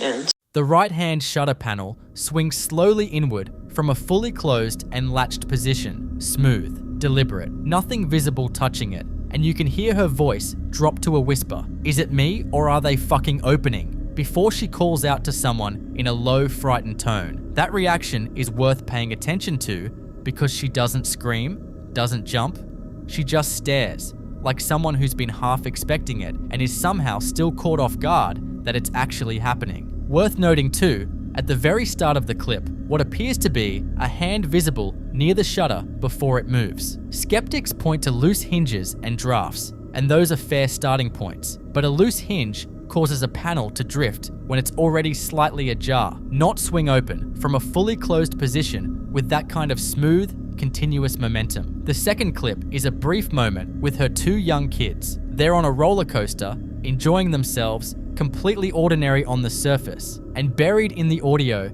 is a whisper that sounds unmistakably like, "Nick, I love you," soft and close, with no visible source. and no one around them who could have said it. Ow, my head! My head got hurt twice! A disembodied voice in a public setting in the middle of ambient crowd noise directed at a specific person by name is one of the harder categories of EVP to dismiss, precisely because that kind of background chaos makes accidental capture more credible, not less. Whatever that voice belongs to, it knew the name, it knew the moment, and it chose a setting far removed from the bedroom to make itself heard, which tells you something important. This presence isn't confined to one room or one location. It's following her. The third clip is daytime. She deliberately closes the shutter slats, herself on camera. You hear the click, then she leaves the room to attend to what appears to be a spiritual altar in another part of the house, walking past a Raggedy Ann doll in a chair before returning to the bedroom. Take a look. I'm gonna close it again.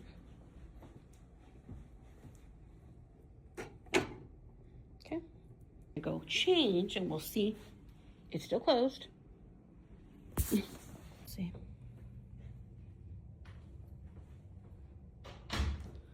Sometimes we never know. Okay, it's still closed.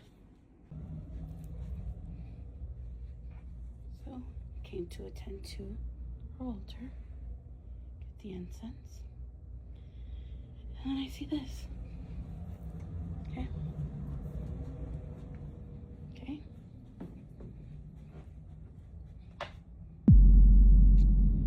Yep. Well, what most of you are gonna say?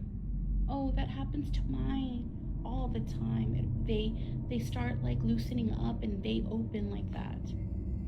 Okay, so then why is it that it hasn't happened since I did the video a few months ago? Riddle me that. And we've been hearing a lot more activity. So I'm not here to convince you guys, I'm just sharing our journey. The shutters are open again. She addresses the skeptics directly, asks why this hasn't happened once in the months since she last filmed it, and why it only seems to happen now, when the activity in the house has picked back up. The altar, the incense, the spiritual objects visible throughout her home suggest she's been living alongside the possibility of unseen forces for a long time. And in paranormal research, deliberate spiritual practice can work in both directions, either creating a protective boundary or drawing attention from entities attracted to that kind of concentrated energy, depending entirely on what's already present in the space and how long it's been there. The fourth clip she sets up almost like a controlled test, closes the louvers on camera, steps back, and films the window with the kind of deliberate, methodical patience of someone who has done this enough times to know what's coming. Listen closely. So, as you can see, it's open. Okay? It doesn't open often. So I'm going to go ahead and close it, and you're going to see that they in fact open on their own.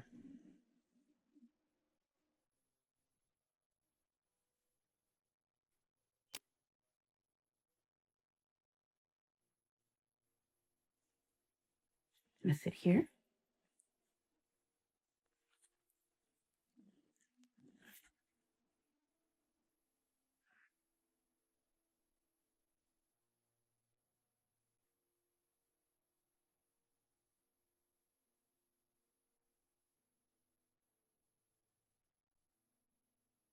I don't know if you guys heard it, but it's on like a little tap.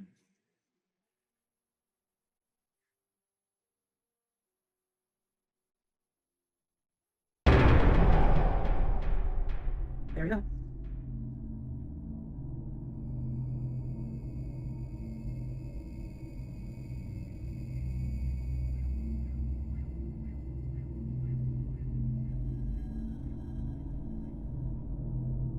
So I know you guys see that shit. It's fully fucking open.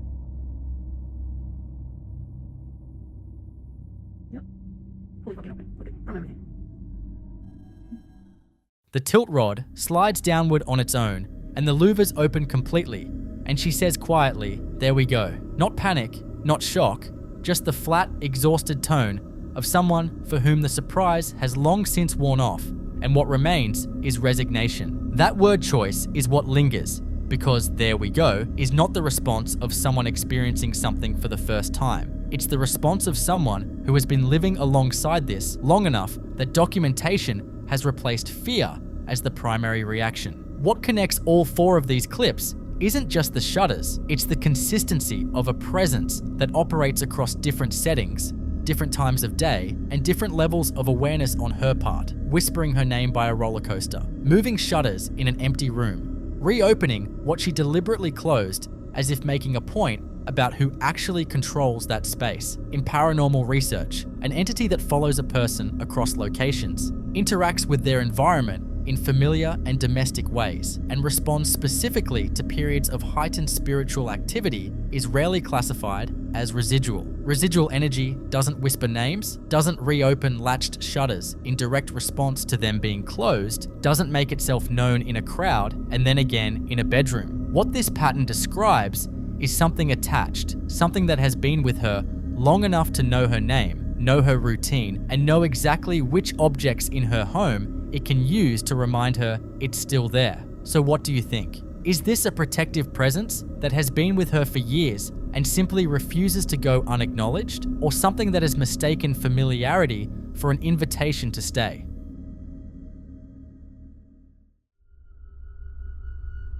In this next clip, a young woman is filming inside her bedroom late at night, and from the very first second, something is already making itself known.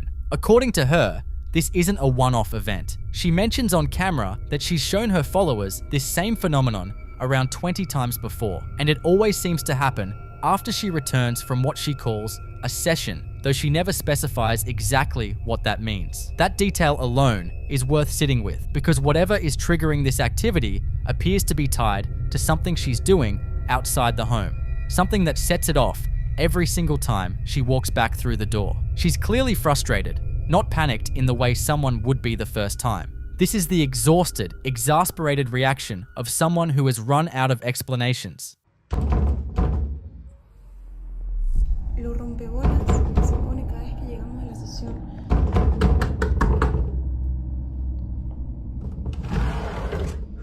Nadie entra a este placar. Ustedes 20 veces se los he mostrado, creo. No hay chance de que alguien entre acá. ¿Cómo les gusta romper las bolas? Es increíble. The banging you just heard is aggressive and rhythmic, coming directly from the closed closet. And when she slides both doors open to show you the interior, there's nothing there. Just hanging clothes, a faux fur vest, a pink handbag, and silence. No one behind the doors. No loose hardware, no obvious cause. Some viewers think the activity is residual, drawn back each time by whatever happens during those sessions she references. Others believe something has attached itself to her specifically, not the room. And if that's true, showing the empty closet doesn't really answer the question that matters. Where exactly is it coming from? And why does it only knock when she comes home? In the following clip you're about to watch, a man had been watching something crouch at the far end of his porch on his doorbell camera every single night for a week straight. Same spot, same low position, same time. And on this particular night, he decided he was done watching it on a screen. He stepped outside, phone in hand, and started shouting into the dark that he'd already called the cops and had everything on film. The kind of confrontation that's supposed to end with a person running or an animal scattering. The porch is empty. The yard is completely quiet. Nothing moves. Watch.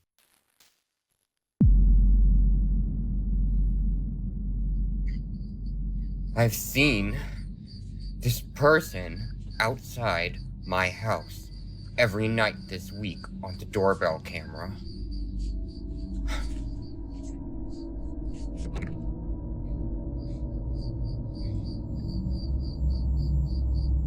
Whoever's out here,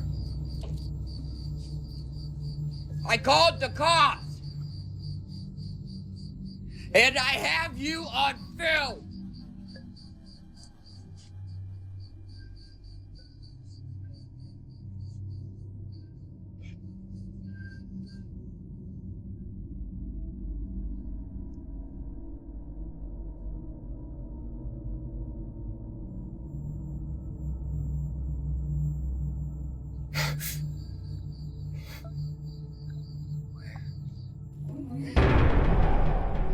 Oh my god. Oh my god.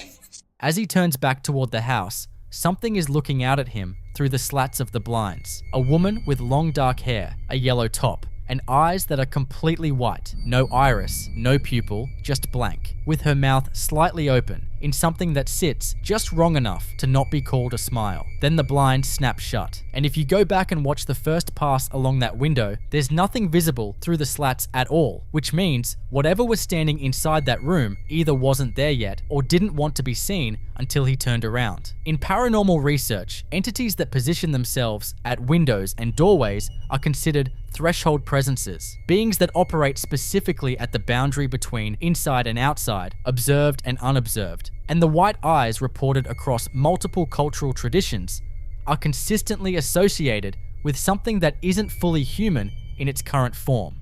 A vessel, an apparition, or something wearing a shape it borrowed rather than grew into. The detail that lingers most is the week of crouching at the end of the porch, because whatever was out there every night wasn't lost or wandering, it was watching, and it had been doing it long enough to learn his schedule. So what do you think? Was something waiting outside that house all week for him to finally come out, or had it already been inside the entire time?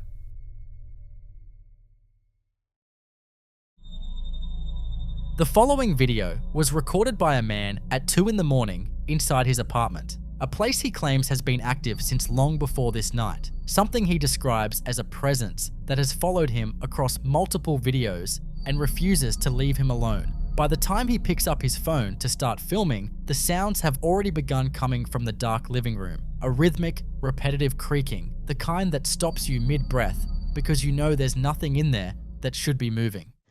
Son las 2 de la mañana, se están escuchando ruidos en la sala.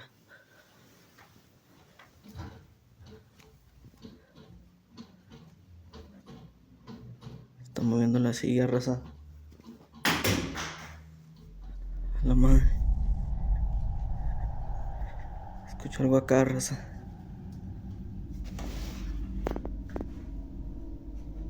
Tomaron el desodorante.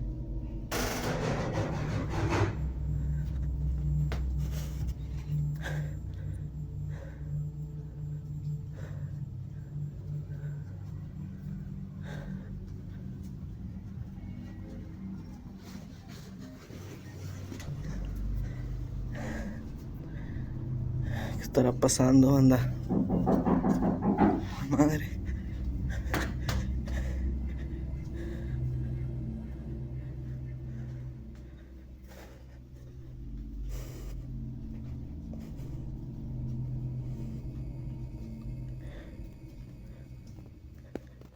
Some viewers think the sheer volume and variety of sounds in such a short window points towards something staged, and that's a fair argument to make. But others point out that poltergeist-type activity, a term rooted in German folklore meaning noisy ghost, traditionally associated with volatile, object-moving disturbances rather than quiet apparitions, often presents in exactly this pattern, escalating, chaotic, spread across multiple locations in the same space, and almost impossible to predict or document clearly.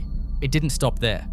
An hour later, he's back in the same bedroom, woken from sleep this time, and whatever he'd been dealing with at 2 a.m. had apparently not finished. Listen closely. Raza, son las 3 de la mañana, se siguen escuchando muchos ruidos allá afuera. Quieren abrir la puerta, raza. ¿Qué está pasando? Ay, Dios mío.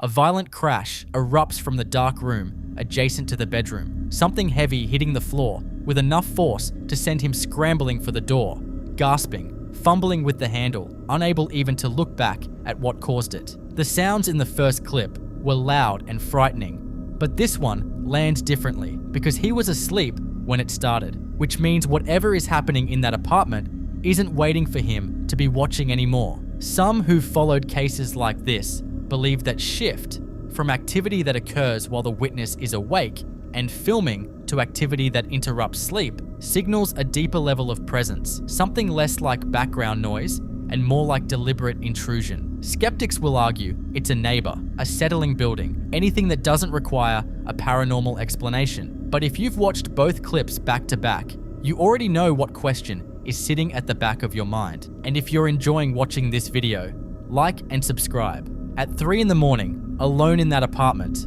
what would you actually do?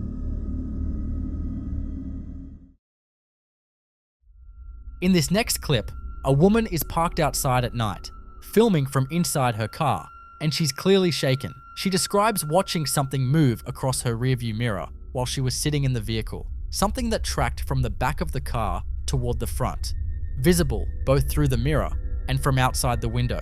According to her, every time she looked away, she'd lose it. But when she looked back, it was closer. Look closely at her side mirror, you'll see what looks like 3 shadow beings. I understand this is probably gonna sound insane or look like a blur to you, but I was crying. I watched this thing move across in my rearview mirror when I was driving back of my car to the front. I could see it from outside and in the mirror. I got out of my car, like staring at me, but if I looked away, I couldn't find it until it was closer. I have never felt fear like this. The hair on my arms was standing up. I was crying on the phone with my mom, waiting for my stepdad to come over because I couldn't believe this is what I really saw.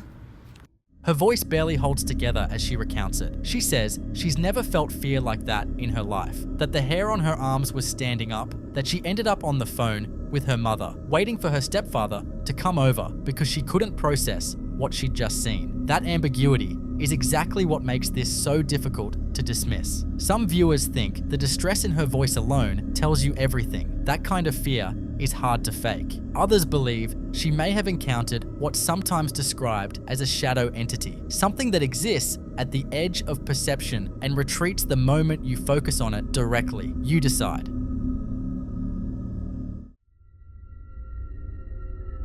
In this next clip, a man has been dealing with a relentless and escalating pattern inside his apartment, specifically centered around the doors, and not as a one-off event that could be brushed off and forgotten, but a sustained, ongoing situation that has pushed him to the point of grabbing his phone every time it starts. The first piece of footage is barely 8 seconds, but it's the sound that stops you cold. Watch.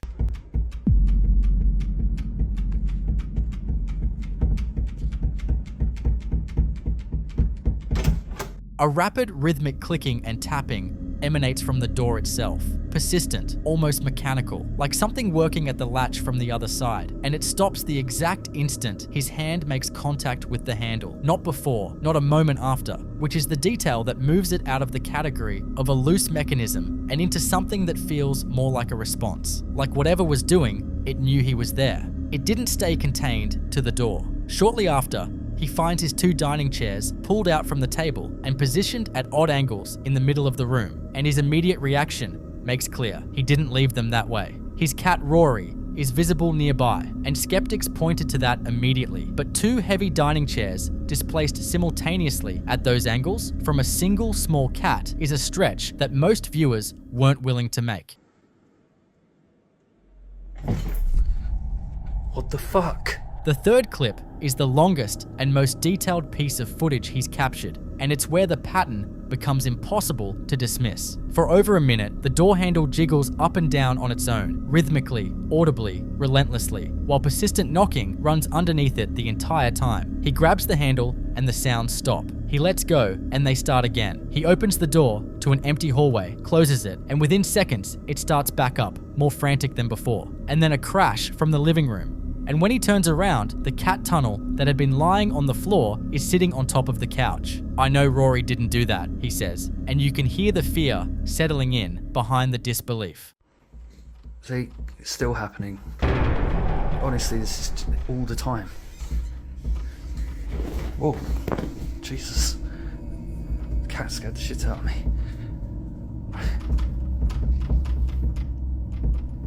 What the fuck? Rory, you were really scaring the shit out of me.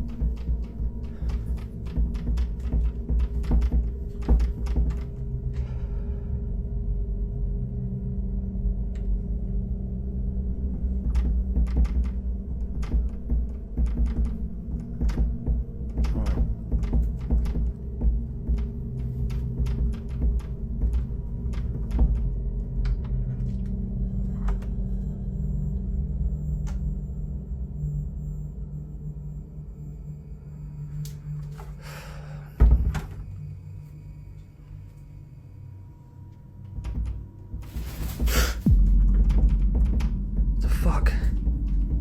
I know Rory didn't do that. What the fuck is going on? What the fuck happened, Rory?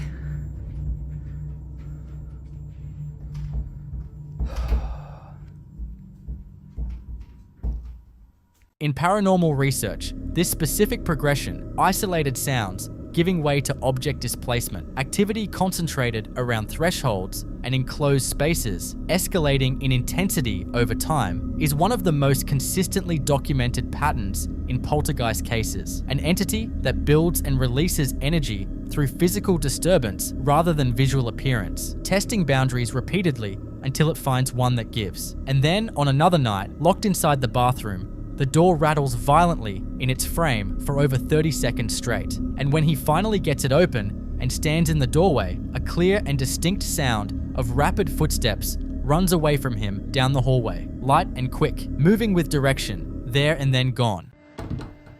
Right, so I'm just in the toilet, and as you can hear, the door's rattling. So I feel quite trapped. But I'm going to open it and see what happens.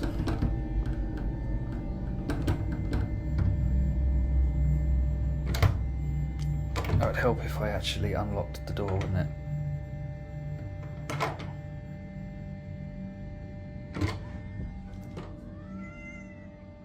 Was that you? That couldn't have been you.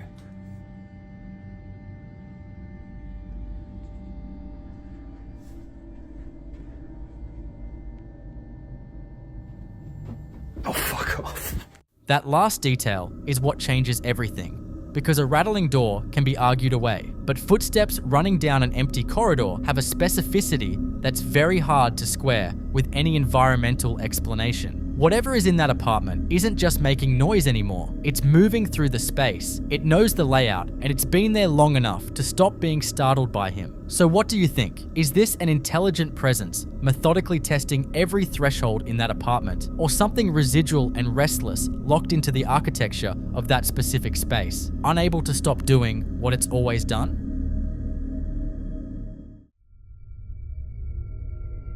This next video was recorded inside a public restroom at the Forum at 1 in the morning by a man who says he'd been hearing noises he couldn't explain. He's alone in the building, or at least he thinks he is. It's his second night documenting strange activity in this location, and the sounds coming from inside the bathroom are what pulled him in there in the first place. He films the hallway, then turns the camera on himself, visibly nervous, explaining the situation in real time. Then he walks in, scans the counter and the mirrors, and points toward a row of red stall doors. No feet visible under any of them. He crouches low, angle dropping toward the floor gap, calling out, "Hello, is anyone there?" Nothing answers. Watch. Día 2, nos siguen pasando cosas extrañas. Miren lo que va a pasar. Es la 1 de la mañana, estoy en el baño de Forum, estoy completamente solo y estoy escuchando ruidos adentro del pinche baño. Vete a la verga, güey. Yo escuché ruidos que venían de allá. Ay, cabrón, no mames. Verga, güey, ¿qué pedo? No hay nadie. No mames, ¿qué pedo? ¿Qué es eso? ¿Hola? ¿Hay alguien aquí? No mames, ¿qué pedo? ¿Hola? ¿Hola, hola? ¿Hola? No mames, no mames, no mames, no mames. The second stall door swings violently open with a loud bang, and he bolts. But if you listen closely, just before the bang, there's something else. A faint, high-pitched breath, almost like a child's gasp, right before the door moves. Some viewers think it's a hidden accomplice pulling a string. Others aren't so sure, because whatever made that sound, it doesn't quite match anything you'd expect from a person standing on the other side of a door.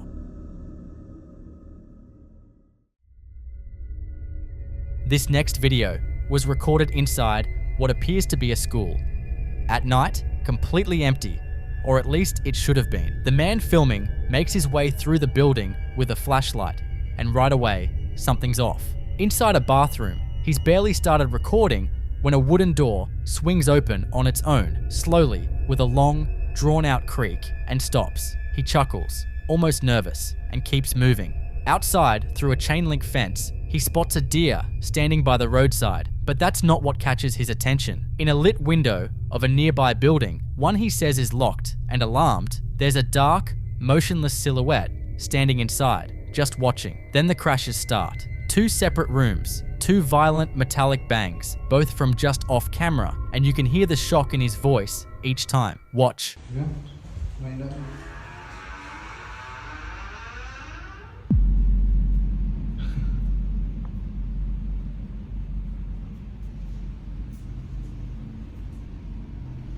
Esa puerta también. ¿Vieron? Dicen que mis videos son actuados, pero están viendo, no hay nadie. Estoy cerrando la puerta y miren, a lo lejos se ve como si estuviera alguien ahí. ¿Alcanzan a ver? El venado no, lo otro, ahí está. Y ahí ya no se supone que ya no hay nadie, vean. Ahí está alguien. Ya no hay nadie, ya puse la alarma y todo y vamos para que vean. Y miren, vengo a cerrar y ya me voy.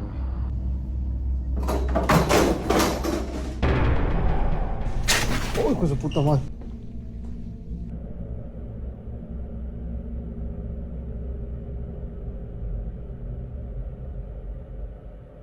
What gets people most isn't the door or even the sounds. It's that final shot. The security camera footage left running in the hallway.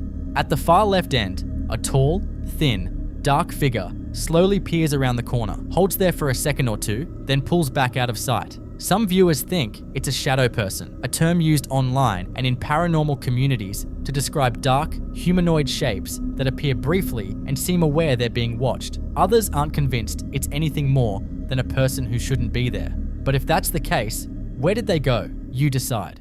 In the following clip you're about to watch, a man named Antonio is moving through the courtyard of an abandoned asylum at night, flashlight cutting through the dark, white-walled buildings, pressing in on either side, a bucket and broom sitting outside the entrance like whoever left them there didn't plan on coming back for them.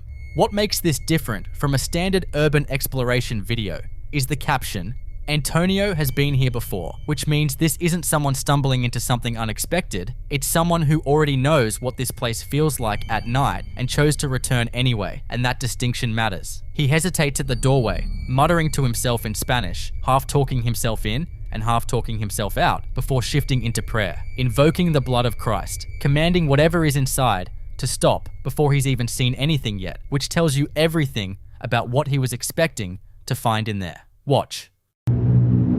Puta, no, chicos, esto está demasiado cargado, loco. Está de... A la que verga, ¿qué? Vaya, ala, no sé, entro. Me dan ganas de entrar, se los juro, porque quiero... Pero... Ok. Nosotros venimos para esto. Nosotros venimos a grabar esto.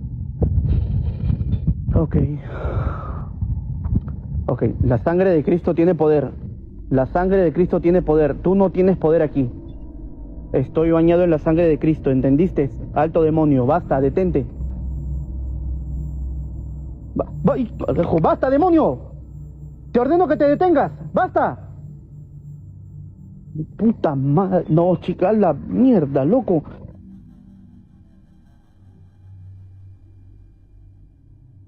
Mira, esa tía se está moviendo. Uy, no me jodas, no. No me jodas. No, por un momento pensé que había alguien ahí dentro. Uy, no. Pensé que había alguien adentro, loco. Te lo juro que yo pensé que me iba a topar con alguien adentro. ¡Mierda!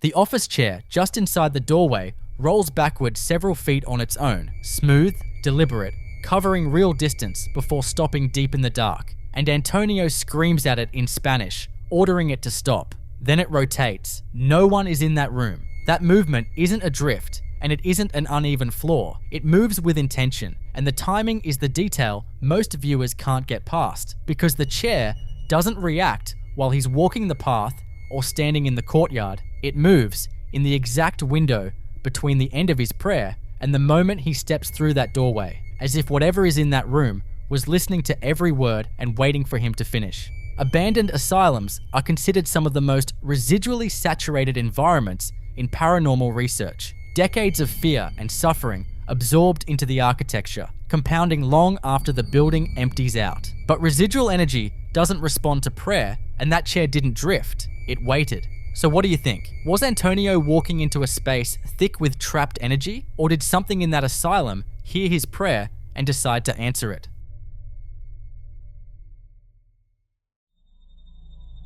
This next set of clips comes from a series of videos shared by the same man, recorded across multiple early morning hours, 4 a.m., 5 a.m., sometimes pushing past dawn, all centered on the same claim, that La Llorona, the weeping woman of Mexican and Latin American folklore, had taken up residence in his home. For context, La Llorona is one of the most enduring figures in Hispanic tradition, a woman said to have drowned her own children in a fit of grief and rage, condemned to wander riverbanks and dark hallways forever after, wailing for the souls she can never reclaim. Parents have used her name for generations to keep children from straying out at night. She is not a casual boogeyman, so when this man starts invoking her name at 5 in the morning, locked in his bathroom, it sets a certain kind of stage. Watch. 5:23 de la mañana, gente, y ya está empezando a amanecer. Yo desde las 9 de la noche estoy metido acá en el baño. A mí no me jode. Acá recién pasó un ovni y mira acá está el duende, ¿eh? ¡Deja de estar golpeando! ¡No esté golpeando! ¡No esté golpeando! ¡No! ¡Ah, no! ¡Andate! Vos sos pelotudo, te parió un teletubi, idiota, ¿eh? ¡Andate! What you just heard was a man who claims he's been trapped in his bathroom since 9 the previous night. That's roughly 8 hours. While something on the other side of that door bangs, throws objects into the room, and refuses to let him leave. A roll of toilet paper, then a pink bottle, both sailing in from just off camera, and his response is to hurl a small trash can toward the door and yell back in rapid, panicked Spanish. Skeptics will immediately point out that everything thrown enters the frame from just off screen, exactly where a second person standing beside the camera could be standing. Others think the 8-hour detail is what makes it harder to dismiss entirely. Who sets up that kind of backstory for a joke? The build-up that follows across the next few clips starts to paint a stranger picture. In the second recording, made around 5:20 a.m., as dawn was just beginning to bleed through the window, the same man grabs what appears to be a long, thin stick and walks toward a darkened doorway. Listen closely. 5:20 de la mañana, gente. Está empezando a amanecer. Miren lo que es. Miren, ahí está el reloj. Y para los que no creían en la Llorona, miren, me desperté por los lamentos de esta. Pero no vinimos acá para estar teniéndole miedo. Venimos a darle al fandom lo que siempre busca. Mamoncita, no, mamoncita. ¿Con que te vas a venir a esconder? No te piando. No esté piando. Levandum nerviosa. ¿Dónde estás? Salí. De donde quieras que estés, maldita. ¿No te das cuenta que ya nos cansaste con los pelos parados? ¿Eh? Siempre lo mismo. Acá, se escuchó el ruido. ¿Eh? Espectro. Baboso. There's a dark shape visible in the doorway, vaguely humanoid, standing still, appearing to shift or retreat as he moves toward it. His approach is anything but afraid though. He taunts it in Spanish, recites what sounds like a parody of a magic spell, dares it to come out, and calls it a slimy spectre while making lightsaber sounds with his mouth. The comedic framing is deliberate, and it undercuts the eeriness of that figure in the doorway almost immediately. But here's the thing, the shape is there, and it does move. Whether that's a person, a shadow, or something else is genuinely difficult to say given the low light and shaky footage. By the third recording, made at 4:31 a.m. during a rainstorm, he's carrying a small wicker Christmas tree ornament and once again pointing his camera down a hallway toward a partially open door. Watch. 4:31 de la mañana, gente. Está lloviendo, miren lo que es. Y les voy a mostrar la Llorona. Y quiero que ustedes saquen su captura de pantalla. Acá tengo el arbolito navideño del económico, nomás de este que te regalan en cualquier basurero. Miren lo que es. Miren lo que es. Miren lo que es. Miren lo que es. Y no tiene pies, Miren lo que es. Pero acá no vinimos a tenerle miedo, gente. Acá vinimos a darle al verdadero fandom lo que siempre busca.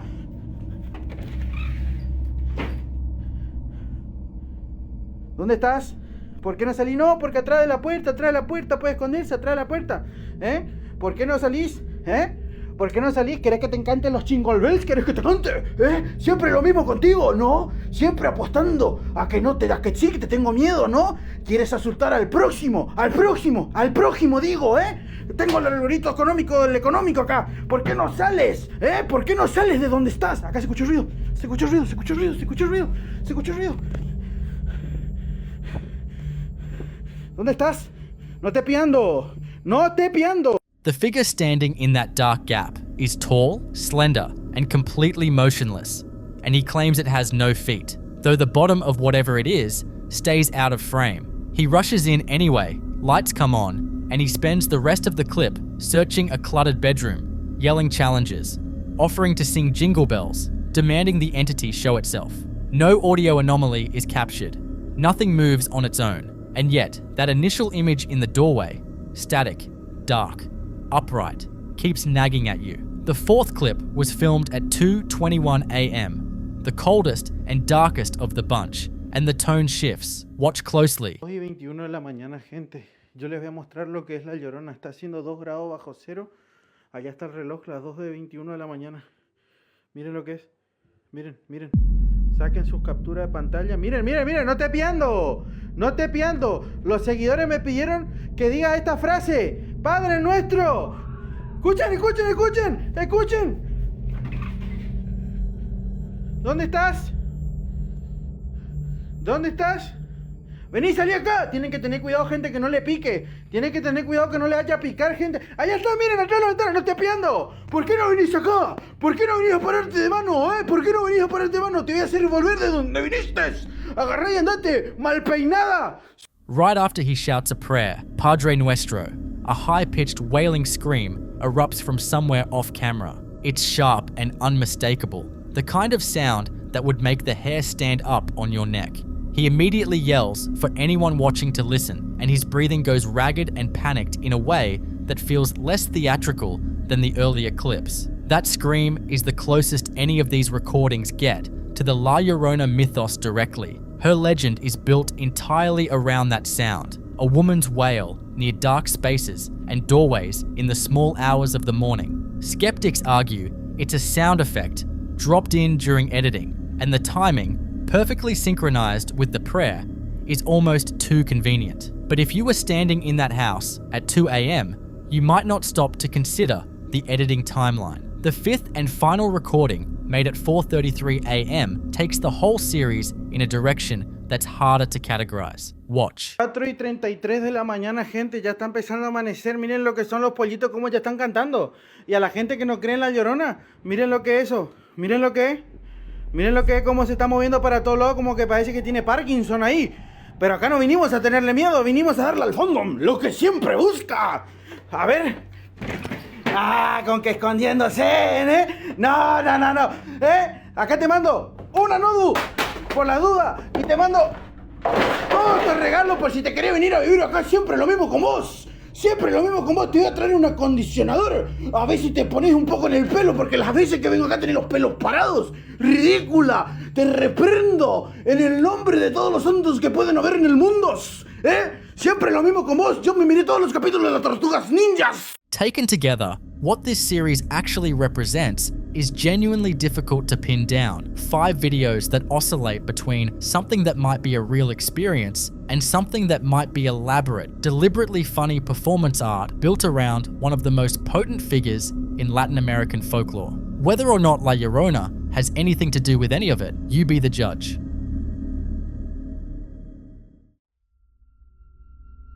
The following video was recorded inside an unfinished house during what appeared to be a routine walkthrough, a man moving through empty rooms, checking around corners, calling out into the silence the way most of us probably would if we felt like something was off. The house is under active construction, tools and paint cans scattered across the floors, new cabinets still waiting to be finished, a dark concrete staircase leading down into a basement that he approaches cautiously from the very first frame. He keeps calling out, "Hello? Anybody here?" Moving from room to room, his footsteps loud on the new woodlook flooring, the whole place feeling oddly tense despite being completely empty. Then something small happens first. A long piece of metal trim, balanced on the edge of the kitchen island, begins to slowly slide and drops to the floor with a soft thud, just enough to make him stop. He says, "What the heck is that?" and edges toward a bedroom doorway, still calling out, "Watch."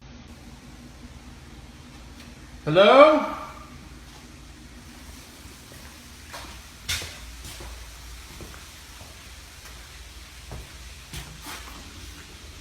Hello?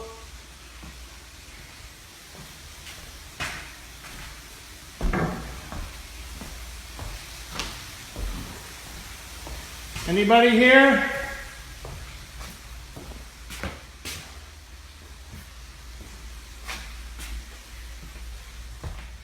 Hello?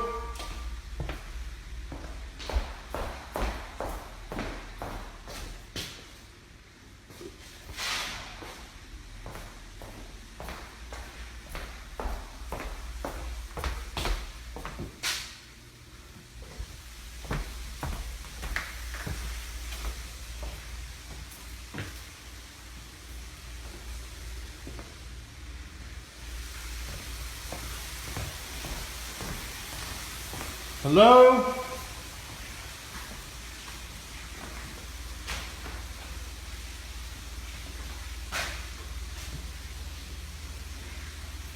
The heck is that? Hello?